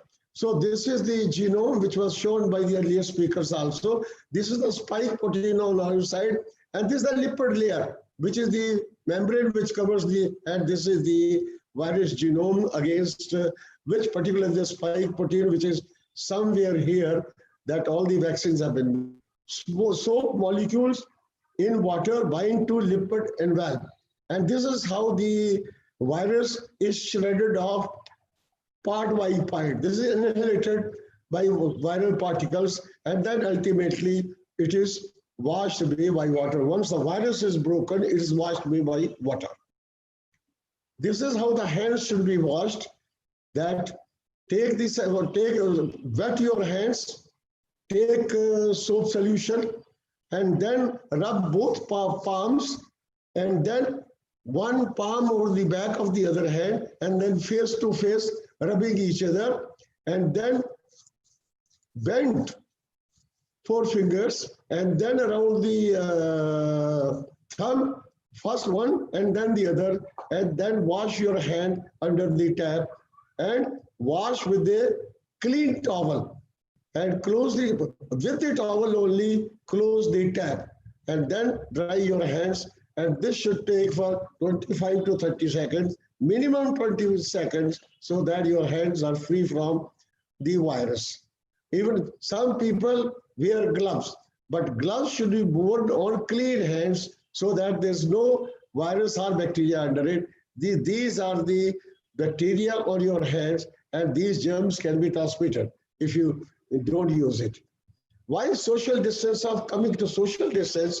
Why social distance of 6 feet is mandatory?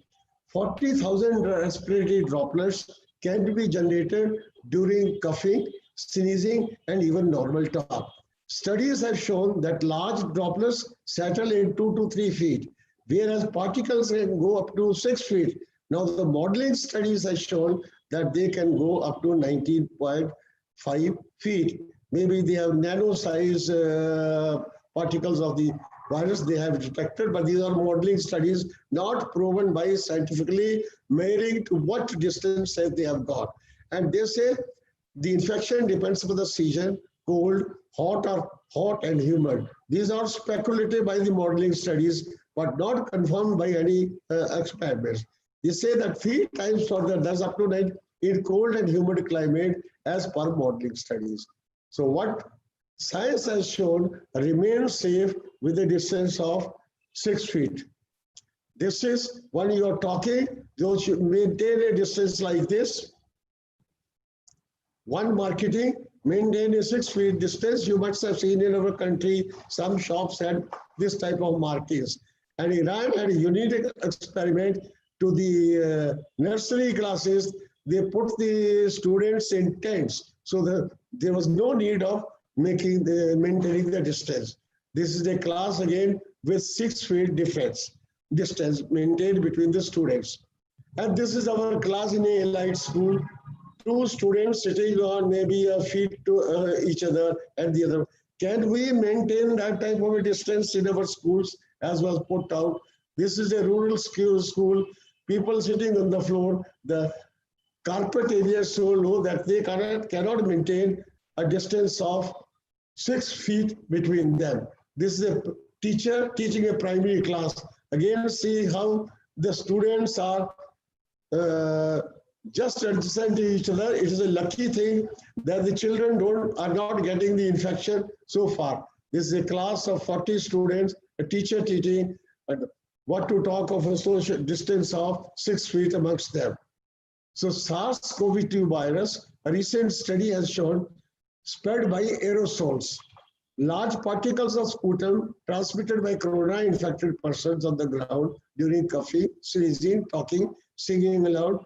The large particles go only 2 to 3 feet. However, tiny particles remain suspended in air for 2 to 3 hours and travel longer feet, as much as 6 feet. By airflow, by the direction of the fan, or in poorly ventilated rooms, or in restaurants, birthday parties, crowded areas, religious places, school buses. So wearing masks for short stay and a social distance of 6 feet prevents or minimizes spread of infection from a sick person. This is the study I was referring to. This has been conducted by the CSIR CCMB Hyderabad and IMT Chandigarh, and this is the and what they collected 64 air samples for different places in 6 hospitals in Hyderabad and Mohali, 17 samples from closed rooms occupied by infected people without masks and asked to talk on phone or with one another. Risk of airborne transmission of virus quite low if sufficient distance is maintained and prolonged interaction with infected person is avoided. Risk of exposure in closed rooms through airborne was higher if more infected people were present, but in small, normal circumstances, virus not found beyond 4 feet. Even the aerosols were not found 4 feet away from the person. Positivity rate higher when number of infected persons were more in a room. Showed 3/4 of the samples that were positive were taken even if the sampler was 10 feet away from the nearest patient. 4 samples from COVID areas and 1 from closed room positive. Virus could not be found in non-COVID areas. Study shows that long-term presence of COVID positive patients in a room may contribute to significant increase in aerosol burden in air. So that is why in COVID hospitals, they found more positivity, and the non-COVID areas, there was no positivity at all. Also found that in neutral conditions, that means there's no air circulation, no particular air direction, did not travel much in air. If COVID patient is in a room for 20 minutes or less in a room, virus not found beyond 4 feet. So the highlights of this study are that demarcating COVID and non-COVID areas in the hospital is a good strategy. Wearing masks was very effective. Shahid Jamil has shown this, and yesterday the President of the United States has made wearing masks mandatory for 100 days. Our government is always advocating the use of masks. Spending more time in a closed room is risky even when social distance is maintained. Open, well-ventilated rooms carry less risk of infection. Quarantine in home should be in separate room with a separate bathroom, because flushing generates aerosol which can stay in air longer, and virus to be excreted in stool and urine. If you are using the same bathroom, although staying in a different room, but still the other house members can get infected. So that's what we have seen, that if one person is infected in a house, almost everybody gets infected in that house. So carry home messages used. Wash your hands often with soap and with water for at least 20 seconds. Avoid touching your eyes, nose, or mouth with unwashed hands. Avoid close contact with people who are sick, because with these measures, you can save yourself from the SARS-CoV-2 infection, and these measures are to be continued till there's no SARS-CoV-2 in this country. So it is not forever. It is just for now. That is only during pandemic that you need to follow all these measures, and you can save yourself from infection. Thank you very much. Jai Hind for a patient hearing.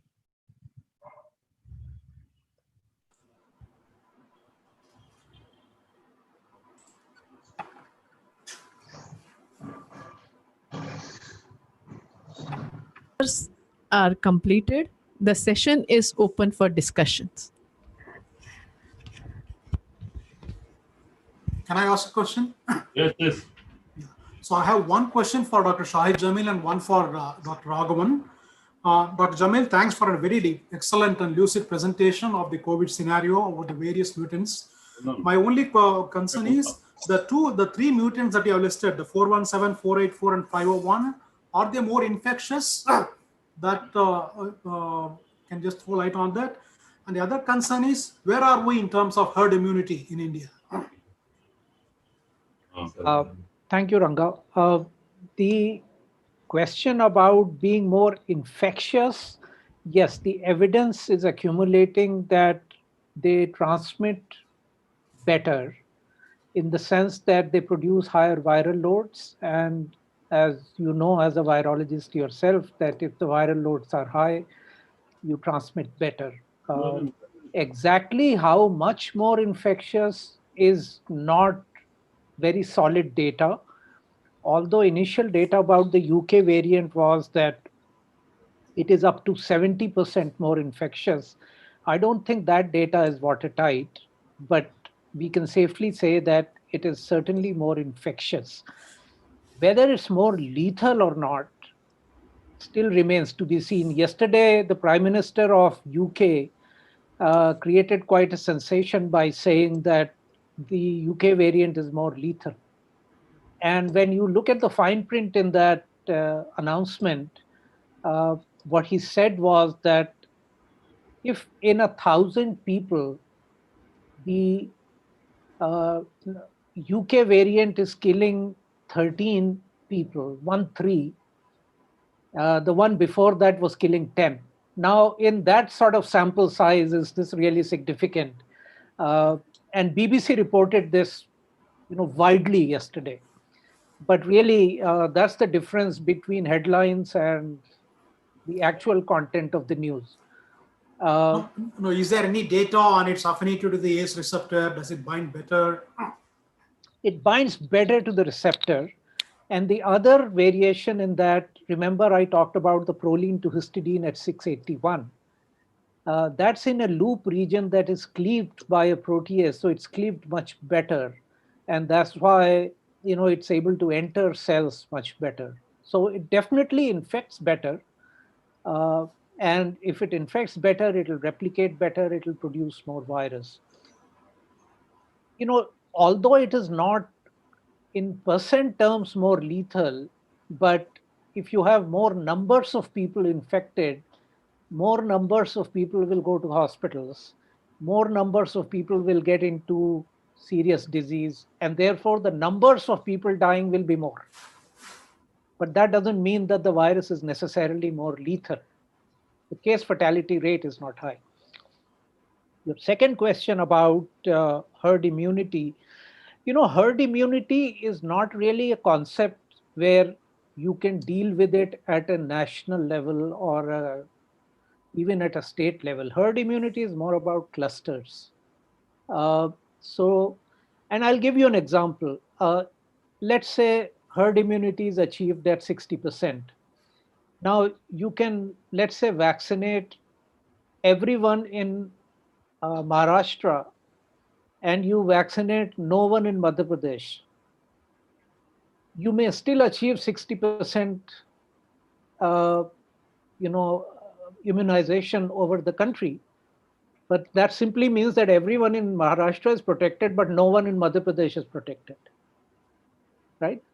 So it's more of a local concept because people keep moving in and out of clusters as well. Well, if you are confident that there are some clusters in the country which have already achieved herd immunity, then should we have priority of vaccination in those places where they have not reached herd immunity rather than those where they have reached herd immunity? Yes, so that's a broader question. See, a vaccine in a pandemic situation, to my mind, ought to do three things. The first thing is to protect people who are taking care of the sick, the healthcare workers, the frontline workers. The second is to reduce mortality.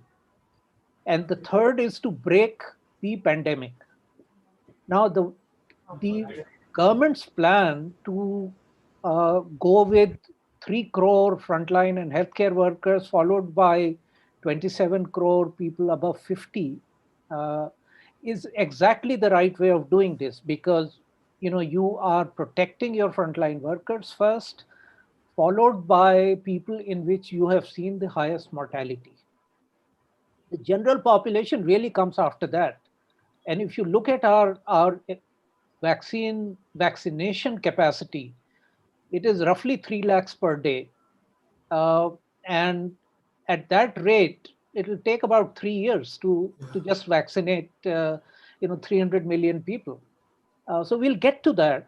And so what you are saying essentially becomes relevant in the next phase after this 30 crore is done. Yeah, but you're absolutely right. That's how it should progress. Yeah, my next question is to Dr. Raghavan. So Raghavan, very nice talk again. But my concern is, so one is that you are still playing around with adjuvants. You have used one adjuvant for your candidate vaccine with hamster, another adjuvant with mouse. And then now we are saying the oligomeric form is better than the monomeric one. So my question is, have you frozen your candidate vaccine, which will go into phase 1 or phase 2, or is it going to take time? You still have to do some more R&D. No, so we had, I'm just showing multiple adjuvants because, we have data for them, but we have a single adjuvant which we have taken, for which we have finalized on. And we had a single candidate, back in April last year, but people need to fund us. It's as simple as that. So it's not gone to phase 1 yet? No, because we don't have money. Okay. If people give us money, we can take it forward. It's as simple as that. GP can answer that. It's a complicated story. No, Raghavan knows the entire background, no? Yeah. I don't think anyone can be blamed. I mean, it is an issue. Madam, you have to unmute.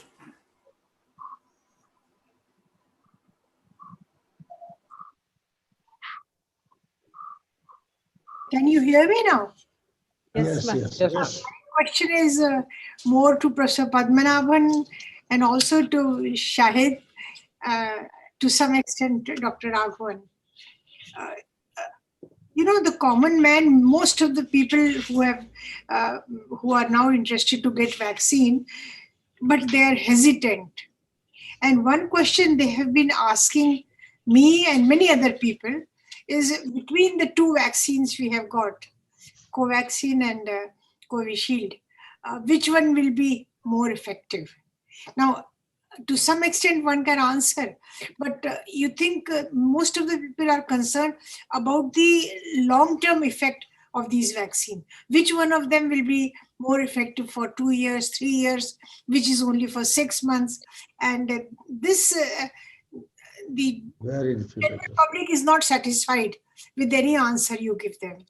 So can we scientifically explain to them? Professor Padmanabhan, would you tell us? I don't have an answer, really speaking. I don't think it is possible at this time to predict which vaccine will last how long. Very difficult to predict. And more because any prediction will only mislead people, in my opinion, at this stage. So we don't have to say this. I don't think we know, although I know one vaccine claimed we have done it for 3 months, but absolutely, we really, I don't have data, in my opinion. Yeah. Both the 2 doses are to be given. No? Yes. Oh, yes. Yes, yes. At the regular interval of say 15 to 20 days or 28 days or whatever. 28 days, something like that. Yeah. And which is Shahid may have more information. I don't have. I'm as much at a loss, sir, as you are. The trouble with scientists is that we are not we don't look into the future. We go only with data, and the data is just not there, and data cannot be there because it's a pandemic vaccine. In the best of circumstances, you will follow for 2 months and then give emergency approval. The other question, which of the 2 vaccines is a better vaccine? In fact, people have also asked, which is the best vaccine in the world? Now, that's a very difficult question to answer because vaccines are tested against placebo. Vaccines are not tested against each other. So to say that a 95% vaccine is better than an 80% vaccine is not true because they have not been tested head to head under the same conditions. So as far as these 2 vaccines are concerned, the platforms are different. The inactivated viral vaccine is a platform that first emerged in the 1950s. Maybe even before that. So it's a time-tested platform, 70-year-old platform, 80-year-old platform. People have said that Covaxin, because inactivated virus is used, the whole virus there, it has more broad spectrum coverage for different mutants and variants, and the Covishield has less coverage. Ma'am, there is no evidence for that. Also, because killed viral vaccines also only raise primarily an antibody response. They raise very poor cell-mediated cytotoxic response simply because the virus is not replicating within the cells. Yes, there is history behind that. Multiple vaccines that we use today are inactivated viral vaccines.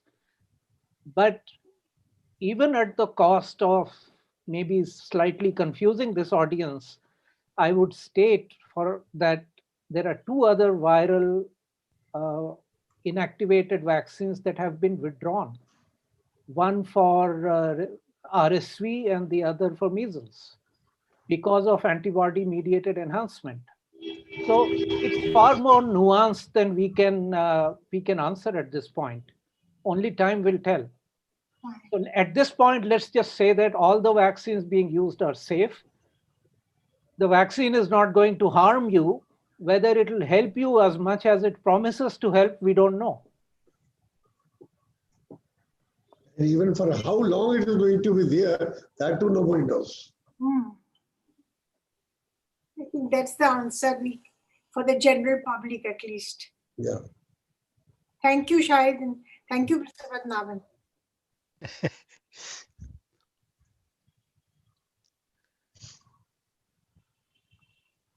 Any other questions? The bottom line is people should take the vaccine. That is the whichever vaccine, doesn't matter, let them choose.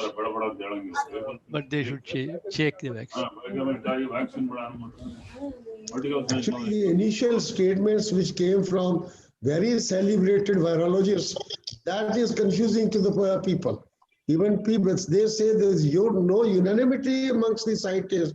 Some known virologists are saying that there's no data. Data is not going to be there. I guarantee you, even the Pfizer and the Moderna vaccines will not be able to generate data in India. That's what Fauci mentioned. They could generate the data because the disease was an epidemic at that time in USA. And if we had taken selected sites in this country where the disease was very much there, even that would have been questioned. That it is only protective maybe in Maharashtra, in Kerala, Delhi, Bombay, and NIT. This, no, actually, you can't answer the questions of everybody. As Shahid has finally said, they are safe and only time will prove their efficacy. Yeah. And the modeling, all of you must have read that there is another model which has come. They say predicted now that 90% of the Indians are already exposed and herd immunity has come over there. That is why the level is. So all predictions could be there. I think, in the lighter vein, it's better not to be very clean. Yeah. we have immunity built in our system. Absolutely, Because, absolutely. Actually, if you look at the paper that CSIR that IGIB has just published from studies on CSIR employees, one of the confounding factors for getting infected is that you are a non-smoker. That goes completely against conventional wisdom. That if you're not smoking, you are more prone to infection. So is it that smoking or maybe even air pollution changes our the receptors on our lungs in such a way that we are finding protected? Who knows? Very difficult. So along the same lines as Dr. Padmanabhan was saying, maybe if you're living in an environment which is not as spick and span, for the pollution, the less infection. Yes, no, more look pollution. at Dharavi. Yeah. No, I'm so surprised. In Dharavi, there is not big deal. They are quite safe. It looks like maybe they already have herd immunity set in there. I don't know. Sir, in Dharavi, local community, In Dharavi, seroprevalence studies done in September showed 57% seropositivity. I think the government's decision to roll out these vaccines even before the phase 3 data is available is more to do with economic revival than more to do with the science. I think the government is seriously concerned.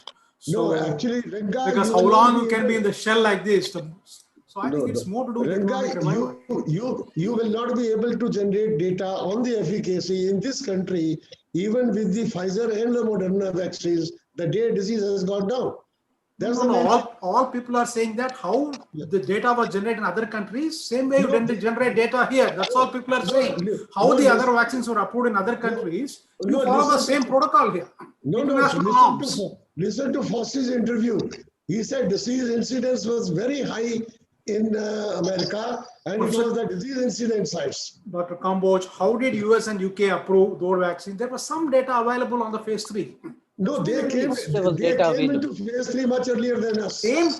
Same data should just wait for a couple of months. The data would have been available here also. No, in fact, Krishna Allah has said on record that efficacy data will be available by March. Yes. He has said on record. Let us see. Neutralizing antibodies, yes.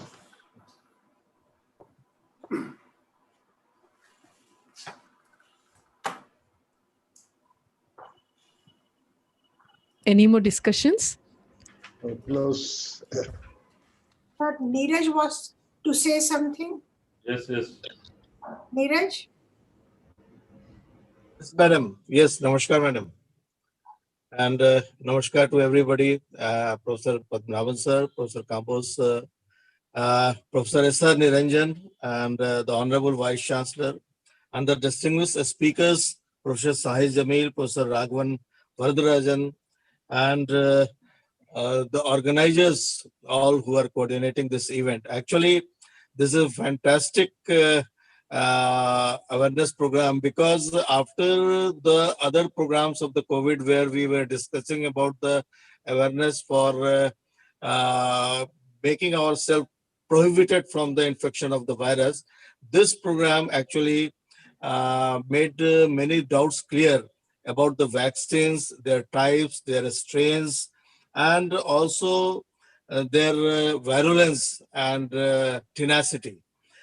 And these, especially the three speakers, Professor Shahid Jamil, Professor Raghavan, and Professor V.P. Kamboj, sir, they explained beautifully with the illustrative and informative lectures that how the different types of strain are capable to infect us and to what extent, especially the G614 strain, and also about the lineage which was made clear by Professor Shahid Jamilji. It is very clear that in India, we are far ahead from other countries in getting the things decoded about the virulence and the strains and their tenacity. And similarly, but at the same time, Professor Kamboj sir pointed out that we must wear masks because it protects us from the infections from those who are actually infected, but they are not. It is not very clear whether the symptoms are there. I mean the asymptomatics. And the types of vaccines which have also been explained by Professor Rajan sir. Actually, this all is very necessary because there are many doubts already, as pointed out by Madam Manju Sharma ji, that people are hesitating to take the vaccines. And it is very clear, almost daily in our newspapers, we are reading, especially in UP also, we read in our frontline papers that the people and several political parties also are resisting. Actually, at this stage, it is very clear now by the research and the scientists' data that taking vaccine is must, and it can protect us to a large extent from the infections and from the deaths. So it is very important, and this doubt must be made clear among the general mass and the people that they must take vaccine. They should not hesitate, and both the vaccines are almost safe. So that was also very much necessary to claim that both the vaccines are almost safe. And in India, they are indigenously actually they have been made. So the trials were also taken in the indigenous atmosphere, the Indian people. So all these vaccines can be very much reliable, and they must be taken until some specific drug or something doesn't come. Actually, it is very much necessary to have the vaccines. And in most of the cases, we have already seen that for the viral infections, the drugs are not very much effective, but vaccines are.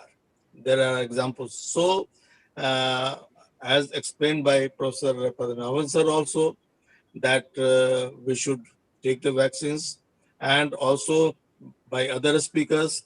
So this seminar was very much necessary, and it is helping us to spread the awareness, to spread the message of our Honorable Prime Minister. So thank you very much, and especially to Madam Manju Sharma ji, Professor Padmanabhan sir, for continuously supporting and leading this group for the awareness program. And actually, their continuous support has made it possible to have more than dozen programs now on Poshan and awareness. So we are very much thankful to both of them, as well as to the organizers, especially Professor S.R. Niranjan and Professor P.N. Rangarajan, who coordinated this whole program of the Bangalore chapter, and very nicely it was organized. So from the headquarters, we are thankful to everybody. And now we realize that these are the chapters, 22 chapters, just like the, I must say that just like the University of Allahabad emblem, quote Rami Tot Arbros, Jitne Ped Utni Shakhaएं. So the academy has also made this possible with the 22 branches and more than 3,500 fellows and members, that we have proved our strength in communicating science. And I am very much thankful once again to Madam Manju Sharma ji and for all this. Thank you very much. Any more discussions? Padmanabhan would like to tell something, sir, to conclude, then we'll go for vote of thanks.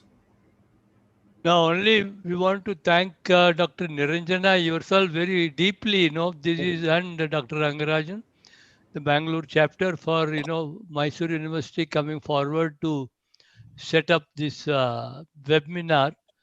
And I think all the three speakers were extremely informative. Shahid, I learnt a lot about the latest papers, which I have not been keeping track of. And he's an eminent virologist and most adequate in whatever he wants to say. And Dr. Raghavan, again, his protein vaccine is very effective at the experimental level. I only want to tell Raghavan, we were all ready to support you. Only thing is, you went elsewhere. I had to make it very clear because he keeps saying you are not getting support, and somebody else is saying GP will give the answer. GP's answer is absolutely no problem. The whatever committee I have came forward to support. There is no issue on that. And then Dr. Kamboj sir, very, very nicely explained why we need social distancing and wearing mask and washing with soap. I think, to my mind, the first vaccine is wearing the mask. Everything else comes afterwards. That is the most effective way of preventing. I think that is very, very important. So once again, thank you, Dr. Niranjana, for all your Thank you, sir. effort, Thank you. and thank the Vice Chancellor for hosting this one. Thanks, everybody. So before going for vote of thanks, now the education especially in Karnataka, we started the education offline from day after tomorrow. And today, of course, the government has announced that today we are going to start the class of all sections, even engineering, medical, and conventional courses. And now I think students are started coming offline without scaring for this virus. And whatever is possible from the universities and education institutes, they are doing their best. But my just submission to Syed Jamil that when we are talking about the smokers, we are promoting a smoking. If we are telling that a smokers is more resistant, then like that you have to create an awareness among students, because we are understanding that the immunity is more in students community at that age, especially the master degree students and bachelor degree students are more immune. And other than that, we can create an awareness of students and other that kind of the age students. And you have to tell that drinking hot water and keeping them away from the cleanness, hostels are maintaining and sanitizing, as Kamboj mentioned. And that kind of things is very important at this hour to create an awareness among students, because they are sitting, as you shown the slides, the rural areas, and there is no space, there is no rooms for students, and government has started doing offline class. And still we are having a more challenging time to create awareness among students, especially for the student generation. Did you tell something to the students community how to maintain their distance and develop immunity in the future days to come? Of course, vaccine now people are, as you are discussing that some people are scared to take vaccine, some people are coming forward, and there is some lot of ambiguity in the human beings whether we can take or not. And once we have taken the vaccine, who will monitor in the future? And if something goes wrong in the body, and then who will take care? All these ambiguity is there in the human being now. So these are all the things has to come out and create an awareness about young generation, old generation, and who are more susceptible for the virus. These things we have to create an awareness that is the need of the hour now. Yes. 2 points, sir. Firstly, when you bring students on campus, make it mandatory for them to wear masks. there is no better protection than masks. The second point, I'm not promoting smoking. I'm a non-smoker myself. I was simply talking about the data that CSIR has presented in a paper. We still don't understand it, but that's the point I wanted to clarify. It might be a very dangerous effect if many people would know about it, because it's very difficult for many of the Indians who are smokers to leave smoking. And once they know, it will just have an adverse effect. Thankfully, most people don't read a research paper. Yeah. Sir, may I, sir? Yeah, please, please. Yeah, Santosh Shukla from Nasi, sir. Sir, Ranga sir has discussed about the herd immunity. Sir, in our northern India, especially in Allahabad and in Haridwar, we are going to celebrate a Kumbh. In Haridwar, Kumbh is going on, and as well as in Allahabad, we have a 2-month Magh Mela. And the people are taking a dip on the more than 50,000 or 1 lakh at a single dip in Holy River. Then what about our scientists are having this, their suggestions or any their idea in data for that, sir? God will help them. And the majority of the people are more than 60 and age of 60 to 70, sir, not in the young age, sir. I don't think there is any answer to this. There is no answer. Yes. Thank you. God will help them. Thank you, sir. Thank you. One question I forgot to ask. This what Santosh said, dip in the water, like River Ganges, the water gets polluted. So will that have effect on COVID-19? Nobody knows. COVID will be washed away. In the same water, although it's a running water, so many people, thousands of people are taking bath. So you think that it spread herd immunity.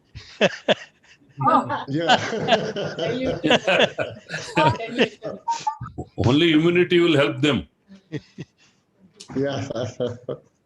Sir, on Makar Sankranti, more than 50,000 or 1 lakh people take a dip in one day, sir.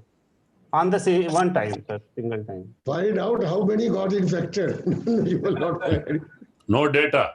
No, Santosh, as Yes, Dr. Manju Sharma said, we have no answer. Actually, people are tired. They just come out. I have seen in South India, there are so many places, some festival is going on. Hardly, 1/3 of the group wear mask. Everybody is going around without mask. Chariot is being drawn. So we have no answer. I have feeling, they just are protected, I suppose. But sir, we should have some data or take the observation on them. We should have prepared data. Maybe, scientifically we should study and publish it, I suppose. That will send a very wrong message. That is why the problem is, And of course, the central government has so the state government has to make all the arrangements. Yeah. So one more thing which is happening is that with the long, almost 1 year of this COVID-19 pandemic, there are a lot of people who are undergoing depression, serious depression, and you think there is some method by which we can reduce this, or I don't know what to do. Cheer them up. Cheer them up. What can one do about it? Cheer them. Cheer them. That's the only remedy.